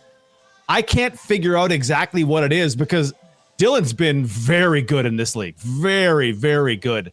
In this league, Miron-Imagn, had, I think, maybe 4 snaps on offense last season. Didn't do great in his return duties in the first couple of weeks. Carrick Wheatfall was good, got hurt for a spell, but he was fine for a rookie. Are they examining one of those guys, or is it saying something about Mitchell that he's down with the number 2s working at that X wide receiver spot? So we'll find out tonight. If one of the guys ahead of him ends up being released, then okay, we've got our answer. If not, I'll be curious to see who is with the first team receivers. It was Wheatfall, Miron-Imagn, Nick Dembski, Jareth Stearns, and Kevin Clercius with the first team today. Once again, okay, well, if that's the same thing tomorrow, then we're going to basically infer quite a bit about how Dylan Mitchell's been in camp so far. Hey, you mentioned Jareth Stearns. He's a guy that I've been noticing has been getting quite a few mentions from people that have been there at camp. What do we know about him, and what have you seen so far? Yeah, so Jareth Stearns, we saw him work in the slot in Saskatchewan against the Bombers in the last season, and I mean, he's a type they don't really have within that receiving core, right? Think of the Bombers receivers. Schoen is 6'2" and 210, whatever he might be, but he's tall and he's thick. Dembski is a little shorter, but he is sturdy as can be. Kevin Clercius is a big receiver. Wheatfall is tall and rangy. Jareth Stearns is smaller and lighter and can zip around the field and bust it deep. And you look at that and go, oh, I could see some plays horizontally across the field with him. If he's the man to take that fifth spot, you can really see what he could be for Jason Hogan in this offense. And positionally, it doesn't look like he's just the guy holding down Dalton Schoen's spot. It looks like he's the guy they think can be that second guy to the wide side of the field. Super impressive, nice hands. We're all kind of wondering, well, why did Saskatchewan let him go, even from a very loaded receiving core? But through 3 days of camp, the Bombers are pretty happy to have Jarrett Stearns. DT, it all starts on the line of scrimmage.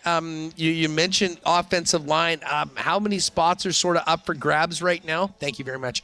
How many spots are up for grabs right now? And where are what will you be focusing on as the real battles when it comes to protecting Zach and the rest of the quarterback crew? Yeah, with Liam Dobson gone to Hamilton, left guard is the spot that we're all kind of watching, being up for grabs. It's been Gabe Wallace and Tui Ellie. Today, it was almost exclusively Tui Ellie at that left guard spot. There's also the chance they go American there with Micah Vanterpool, who we talked about earlier, has been fantastic so far in rookie camp and in main camp. So those are the three to watch. Gabe Wallace looks like he trimmed off 25 pounds, and he's still a fierce blocker. Tui, the Bombers know him well. This is the third year of his 3-year contract. And Micah Vanterpool he's a mountain. Like, he's a huge man. So you go, okay, wherever you want to go with the ratio, they have some options. Today it was Tui with Gabe Wallace acting as the sixth offensive lineman. We'll see how that one progresses along the way. Kolinkowski at center, Bryant at left tackle, Pat Neufeld right guard, Eric Lofton at right tackle. Those four spots have been rock solid. Those guys kind of all the way through. No indication that they're thinking of making a change in any of those other four spots. All right, DT, before we go, we got to talk about the quarterback position. And listen, Zach Collaros is going to be the man. This team will go as far as Zach carries them this year, but he's not going to be playing in week number 1. Who's got the inside track on that first start? Is it Chris Streveler, or it seems like there's been a lot of Shea Paterson in camp so far? Yeah, it's been Collaros, Streveler, Terry Wilson, Shea Paterson, and Chase Artopius 1 through 5. Week 2, I feel like it would be crazy to not think it's going to be Chris Streveler. He's got the most experience on the team. Terry Wilson obviously saw some duty last year, some mop-up duty, and then that critical stretch of the Grey Cup. But you feel like Streveler would be the guy for week number 2. We've been kind of debating amongst ourselves, just watching practice. Okay, but week 20, who's going to be the second quarterback off the bench? If Zach couldn't play a game in midseason, would it be the Strevolution or would it be one of the other guys? And we'll be super curious to see who they decide to keep. Of course, they had Terry Wilson last year, brought him along. Shea Paterson is a guy who has a lot of the same skills as Streveler. Does it make sense to keep both him and Streveler behind a quarterback, who they are totally different than, right? Like Collaros, totally different style from those two guys.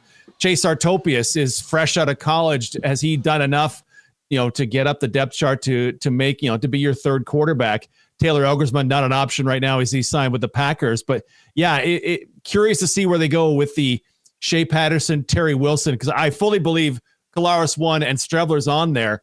But who's going to be that third guy? We'll be watching that pretty tightly through the 2 preseason games. Hey, just quickly on Elgersma, I was so fired up when they were able to select him. I actually said on the show, I didn't care if they used the 6th pick to get him. He was a guy that, I think when you look at the future of the Winnipeg Blue Bombers, there has to be some sort of a succession plan beyond Zach Collaros, and he's a very, very exciting young Canadian quarterback.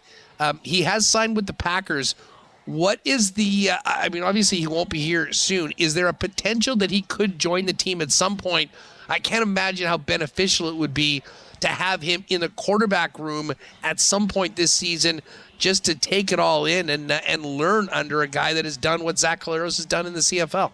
Yeah, this is just me strictly guessing, but if you've signed a contract with an NFL team, you and your agent probably think that if that weren't to work out, there'd be another one potentially out there for you. So if I was Taylor Elgersma or his agent, I'd be thinking, yeah, you know what? This 2025 year is an NFL year. And let's see what if there's nothing for the 2026 season, let's talk about going up to Winnipeg. But to me, Huss, this is me. If you're in the NFL ecosystem, I would just say you have to stay there because you never know what might happen, right? Pretend he makes the Green Bay Packers roster and just something happens. Like what weird sequence of events has to happen? And we have Rob Johnson 20 years later. Oh my goodness, he plays a game. He's unbelievable. Here's $50 million. Like anything is possible, right? When you're on an NFL roster, we've seen wacky stuff.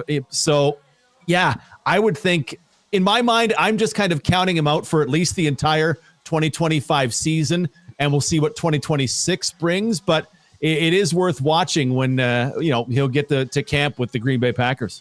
Okay, this is another probably unfair question that will have a lot of guesswork in it. But before I go, I've got to ask you, just while we're talking about quarterbacks, what do you think the chances are that Zach Collaros plays next season here in Winnipeg? Oh, that's a great question. Wow. In my heart, I am the self-declared governor of Collaros Island. I 100% want it. I looked back at Zach in last season and go, okay, some stuff didn't go great for him, but to me, most of the problems were around him and not of him. So I would 100% be, if the Bombers say, hey, Zach, here's a 2-year contract, I would be on the radio trumpeting that as a tremendous move. Because in this moment, there's not the next guy, right? If this was the offseason and both he and Drew Brown were still here and Brown's contract was up like it was before he went to Ottawa, I might have a moment's pause because Brown is a decade younger, right? But to me, Zach has the fire, and if he wants to keep playing, I would do it again in a heartbeat. 1, for Zach, and 2, for the fact that I don't see the pipeline to the next quarterback quite yet. DT, love having you on the program. I cannot wait for football season down at Princess Auto Stadium. But you are, there's no days off now that the Bombers are back. Fill people in on all the great coverage you and the OB team have now that the blue and gold are back on the field. Yeah, every night. Of course, we are the home of the Jets on the radio. So every night when there are Jets games, I'll be on the sports show with Christian O'Mell, breaking it down from camp twice. We have our reports in the afternoon and the morning time. We'll give you the little tidbits from camp, like Mike Benson celebrating his 38th birthday today. The 7th oldest player in the CFL just keeps on keeping on. So that's the place to watch. On Twitter, I have all the updates from training camp at DT on OB. And yes, our first broadcast a week from Saturday as the Bombers take on the UGG Saskatchewan Roughriders in what's going to be a battle of the 2 best teams in the West, maybe 6 times this year. We're looking forward to it. Stay cool, buddy. Enjoy the hockey game tonight, and we'll look forward to catching up with you soon and throughout the season here on Winnipeg Sports Talk. Really appreciate you jumping on today. Thank you, brother. There is Derek Taylor at DT on OB.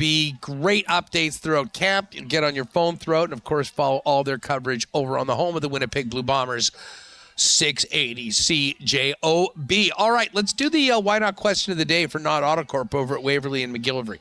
And as we focus in on tonight's game, as we spoke with Murat, I think there's certainly room for more from some players. Who are you looking at, hoping that they have a big step-up game tonight for the Winnipeg Jets? It's going to take everybody, but is there a player or two that you maybe are wanting a little bit more from based on the Game 3 performance?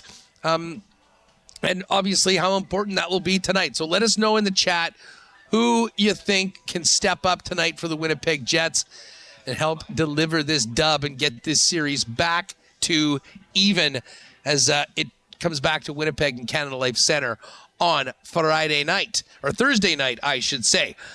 Hey, shout out to the Winnipeg Gold Eyes.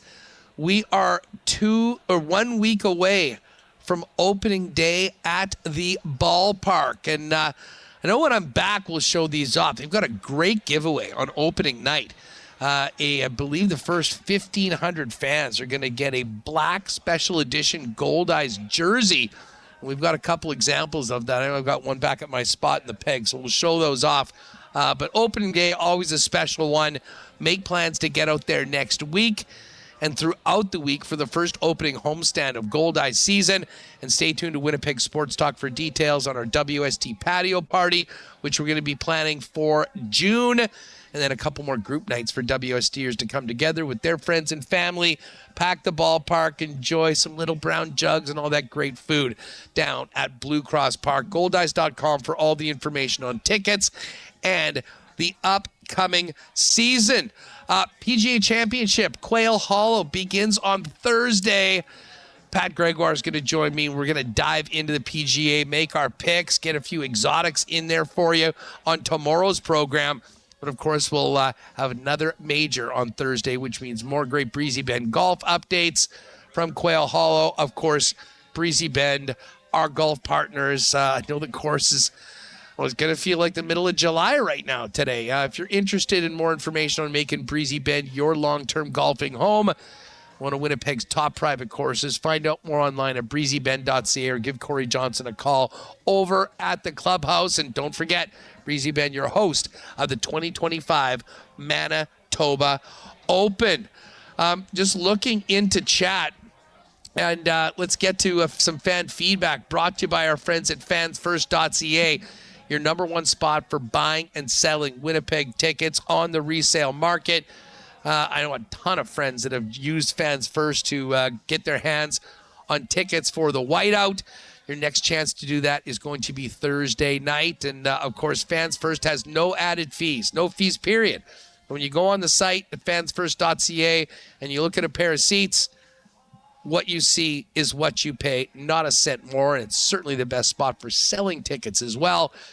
Get a great price. You'll know exactly what is coming back to you, and you'll get paid quickly the next business day after the game. It's all there waiting for you at fansfirst.ca. Looking into the chat, Johnny Bender's looking more from Gabriel Velarde.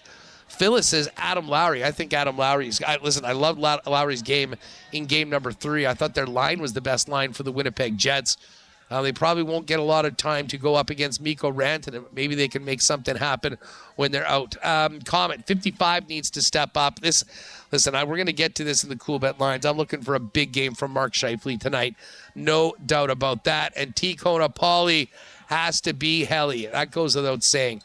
Big game for Connor Hellebuyck. Let's get another monkey off the back with this 8-game losing streak on the road in the Stanley Cup playoffs and get this one back. And Jets number 1, I'm with you. That second line, Nikolai Ehlers, Cole Perfetti, didn't think that they were at their best in game number 3.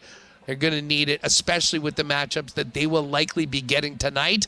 Got to make it count tonight. Keep your comments coming in the chat for fan feedback, brought to you by Fans First, fansfirst.ca, by fans, for fans, no fees. All right, let's get Remis back in here.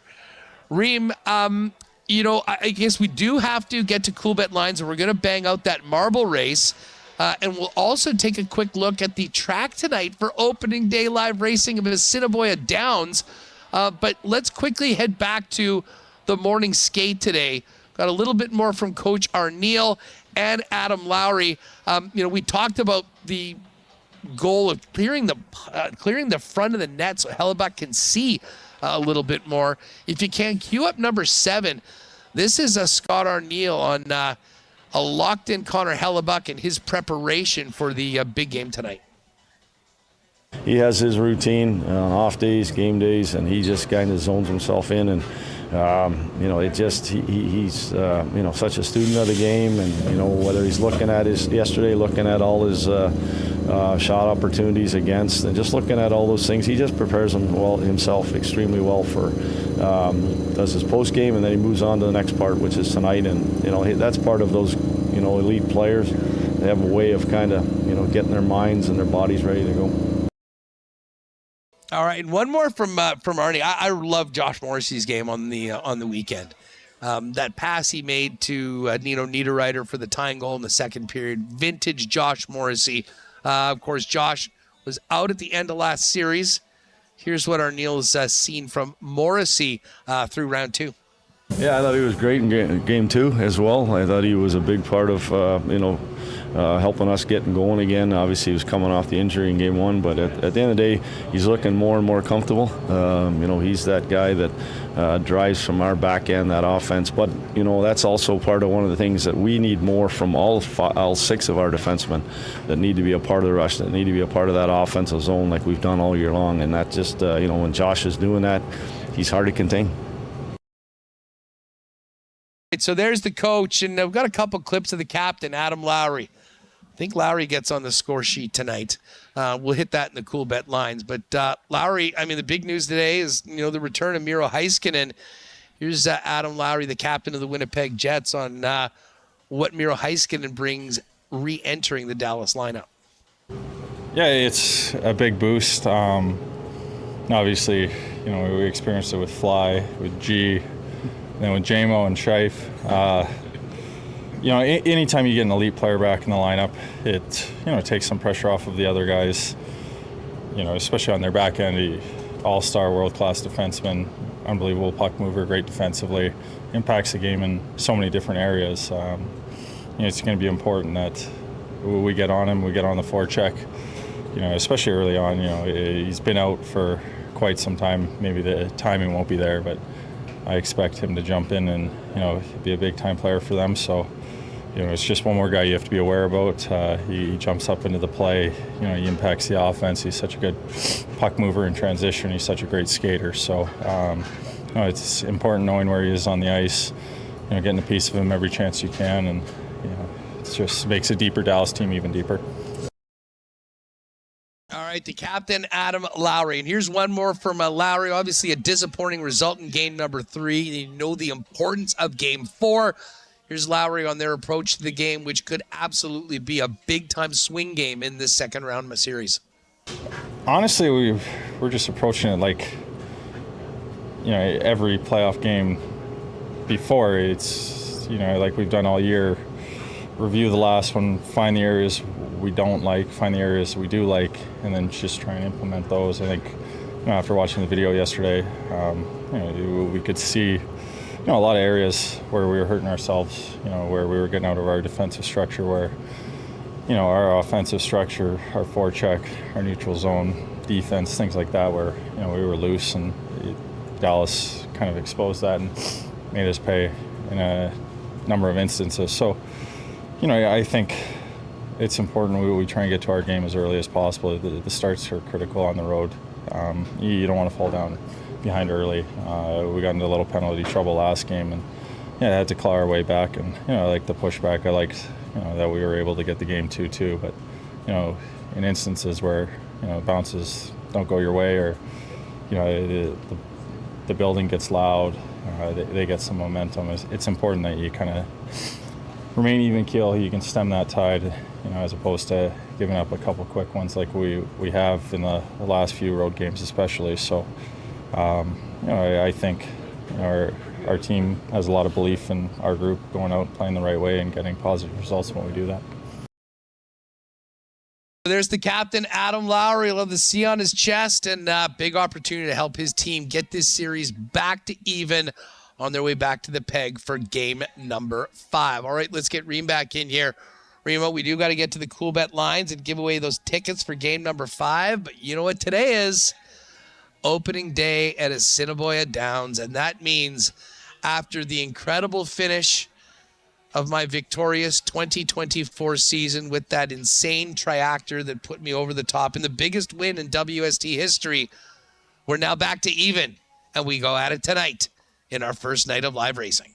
Yeah, I'm so fired up to have live racing back at the Downs. A lot of Tuesday, Wednesdays with Select Mondays this year. I've got my account ready, the picks loaded in, Huss. Very excited. I can't wait to watch on YouTube tonight. I'll have one TV on the Jets game, the other TV on the Assiniboia Downs YouTube channel as I watch my horses. And if you're going down to the Downs to see the live racing, they will have the Jets game on the TVs as well. So busy night here in the sports world. Oh, yeah. I mean, with it being so gorgeous outside, go down there, get a couple cold ones in you, get a couple tickets, sit up in front of the TV, pay attention to the races. I can't think of a better way to take advantage of this summer weather right now we've got in Winnipeg and begin the year of hopefully a profitable way with the Assiniboia Downs. Have you gone through and made your selections today? I've got my 4 picks in. I'm more of a slow and steady. I know you like to take the big swings that the triactor. It did work for you last year. I'll put in 1 or 2 in there, but we will wait and see. All right. Well, here, why don't you? I'm just kind of adding a couple more to my card. Why don't you go through your selections for tonight, and then I'll let you know what I'm cooking up. All right, let me throw the HPI bet here, great website where you can do all the picks. And I got race 4. I'm doing an exacta box, a 2-4, Get My Drift, and Distinctive Deb. Race 5, I'm going with the trifecta box, 2-4-7. Is that what I'm doing? That's race 3. 2-4-7 in race 5. That's No Magic. 4 is Thirsty Baby, and 5 is Bennigan. So I'm throwing in the long shot, No Magic, seeing if I can increase the payout of this one. Race 6, just straight up winner. Horse 2, It's a Fluke. How could I not select that one? I do see Del Vecchio in this one, which has been a veteran of Assiniboia Downs. And in race 7, just straight exacta, 3-4. Saw Us D and Jeff Fafa. So those are my picks for this evening. Oh, Jeff Fafa is back. I'm going to finish up at race number 6. And I don't know. I think, it's the first day of live racing. I'm not sure if everyone is in prime form. But I'm actually going to maybe stay away from the favorite Market King in this one. I will go with the Triactor. I'm going to go with It's a Fluke. I'm going to go with Del Vecchio and number 7, Charming Charlie. So that is that's a $1 Triactor. So it's a $6 bet. And then let me just see my other transactions here. Let's see. In race number 5, Remo, I'm going to go with the $1 Triactor, 147. Mm-hmm. In that one. That is another $6 wager. I'm going to put $4 on number 4 in race number 4. That is Distinctive Deb. We like Distinctive Deb tonight. And starting it off, race number 2, $2 exacta box with Big Investment and Mr. Dazzle. So good luck to you, good luck to me, good luck to everyone getting out to Assiniboia Downs tonight. And again, as Michael mentioned, if you can't make it out to the track, you can bet Assiniboia Downs at hpibet.com. And don't forget, Kirk and Stretch are live before every night of live racing with their selections and picks. Nobody knows the track better than those two. And you can follow along the races on the Assiniboia Downs YouTube channel as well. Big cheers to Double D, Darren Dunn, Sharon, and the rest of the crew. Sherry, of course, at Assiniboia Downs on another great season of live racing. Tuesday and Wednesdays, moving forward with select Mondays as well throughout the year. All right, Remo, let's get to the Coolbet lines. And if you can pull that up here, just because I'm geo-blocked down here in Texas, would love to know what the line is on tonight's big game between the Jets and the Dallas Stars. Yesterday, the Jets were plus 125. Dallas was minus 147. It seems like with the news that Miro Heiskanen's back, Jets are even a bit bigger of an underdog tonight. Plus 131 is what you'll get on Jets on the money line. The Dallas Stars minus 154. Total for the game is 5.5. Now, Reem, click on over to the exclusives. I did send in a WST exclusive for today. And we have Mark Scheifele to score. Adam Lowry, the captain, two of the longest-serving Winnipeg Jets. Adam Lowry to get a point, Mark Scheifele to get a goal, and the Jets to win. And am I seeing that right? Is that 13-1? Yeah, that seems like a very high line, Huss. That seems very favorable. I'm going to need you to be logging in on that one on my account when we're finished and throwing a little sprinkle down on that one. Don't want to say that out loud. That might violate the terms of service, sir. Oh, okay. Thank you very much. Well, you got to have a proxy at some point when you're not around. But if you want to ride with me, Scheifele goal, Lowry point, Jets win. Left column, click on the exclusives. You'll see the Winnipeg Sports Talk Parlay. It's there for you at 13-1. And again, tomorrow, Pat's going to join me. We'll do kind of an extended Coolbet segment because we got to get picks for the PGA Championship. We'll break down our favorite outrights as some of the other favorite bets and just have a great golf conversation before Quail Hollow. And Rory McIlroy looking to make it 2 majors in a row after his big win at Augusta to kick off the season. If you haven't played at Coolbet before, use the promo code WST. You'll get a 100% bonus up to $200 on your first deposit. And again, a reminder, hopefully this series is going to go 7 and we'll continue on into round 3. If you have a Coolbet account, make sure to go to winnipegsportstalk.com, click on the playoffs in the peg contest. Give us your information so we can holler at you if you win the tickets, and put in your Coolbet ID to be eligible for the marble race to determine who's going to win the tickets, which is, Remis, our final order of business today to find out who is going to be in the whiteout from our group on Thursday night. Yes, I've got the list of entrants who entered in on our website. At the playoffs in the peg contest, we have, I think it's like 125. Let me double. Love it. No, sorry, it was like 114. 114. And we'll do our Champions Fire Racing. Is that what we've been doing? That's the course. That's the official playoffs in the peg course. It's been a great one. We've had some great finishes. We've had some great winners as well. Shout out to Brock, who I saw in Dallas, and as I said, won the Game 5 tickets in last week's draw, or in round 1 draw. Got a chance to see that big win over the St. Louis Blues. So, why don't we fire it up and let's get ready to send somebody, a lucky Coolbetter and WST listener, to the whiteout and game number 5. Okay, let me load all these in. I have it ready to go. I'm just going to quickly fire it up here. While you do that, I just want to, in case you missed it at the start of the show, a special thank you to David Kivas, Paul Randall, and the great people at the Moxies here, uptown Dallas. Winnipeg guys that have done very, very well for themselves down here, and this facility is just absolutely beautiful. They're now in Houston, I think Miami, Fort Lauderdale as well.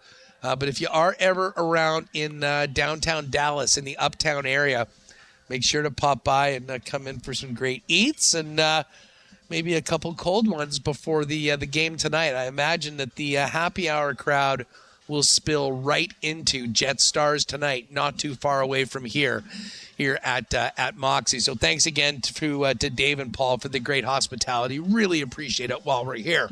All right, Remis has it all set up. It's the Champions Fire Project. There's 125 marbles in it. Whoever's first in, you're going to Game 5. Good luck to everybody. Let's drop them, Remo, and see who our big winner is before we break and get ready for Game 4. Okay, here it is. The marble race is on. This is on. Game 5 tickets on the line, courtesy of WST and our partners at Coolbet. Big PGA Championship preview tomorrow at the end of the program. But right now, all eyes on the track today. A great track that has produced some incredible finishes as we've been using this one throughout the playoffs. I'm seeing a few eliminations right now. 22 Canuck looking pretty good. I see Dan Jets fan in the mix. Sturm NYR, a little Ranger fan here as well. A few more top ropage, a couple more casualties. But right now, what's that one in first, Reem? I can't read it. It's going too fast here. It's moving too fast. I can't see right now. Here we go. It's a very tight race. There's about 10 marbles, which is one of the reasons why this track has become so popular. Oh, we just had another elimination. We're now getting a few in. Now we're going to roll into this cylinder, the cone all the way down, and then into a bit of the loop-de-loop, if you will. It's funny, there's a Six Flags right across from the Rangers ballpark, the Globe Lake field that we were at yesterday. And this portion of the Champions Fire Project looks a little similar to some of those roller coasters. Some loop-de-loops coming up for the marbles that are still in right now.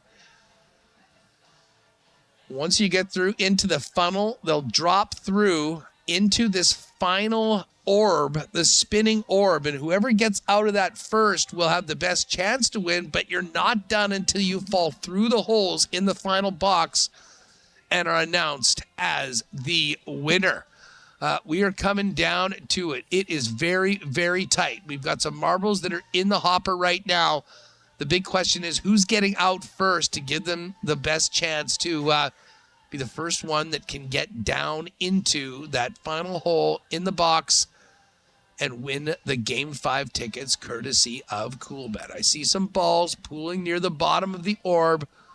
Who's going to be coming out first? We've got marbles moving in, but again, there's still more obstacles in this one. Who's going to have the best chance? Who will come through?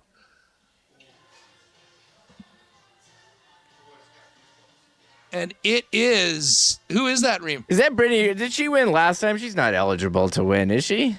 No, we said that. Yeah, if you won the first time, then we go to number 2. So Brittany, I know Brittany was so pumped that she won the first time. Wow, I don't know if we've ever had back-to-back, but as we laid out in the rules at the start, you're eligible to win once a round. Brittany is the winner, so who's in second place? Wagwan, nicely done. Congratulations. You are in. But, Brittany, I think we're going to have to get a WST hoodie for Brittany just for being a marbles legend and going back to back in both of those runs. Probably should have taken her out before it. But again, she got a chance to stunt on everyone as a marbles expert. And Wagwan is our winner for today. So there, you can just go back to the full list.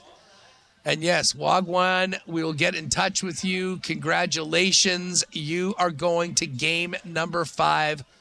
There's T. Will, Rob Pepper with a pretty nice run, and quite a few. How many actually finished today, Reem? 77 of the 116. So it seemed like a lot were going out. That's not a bad percentage of marbles here.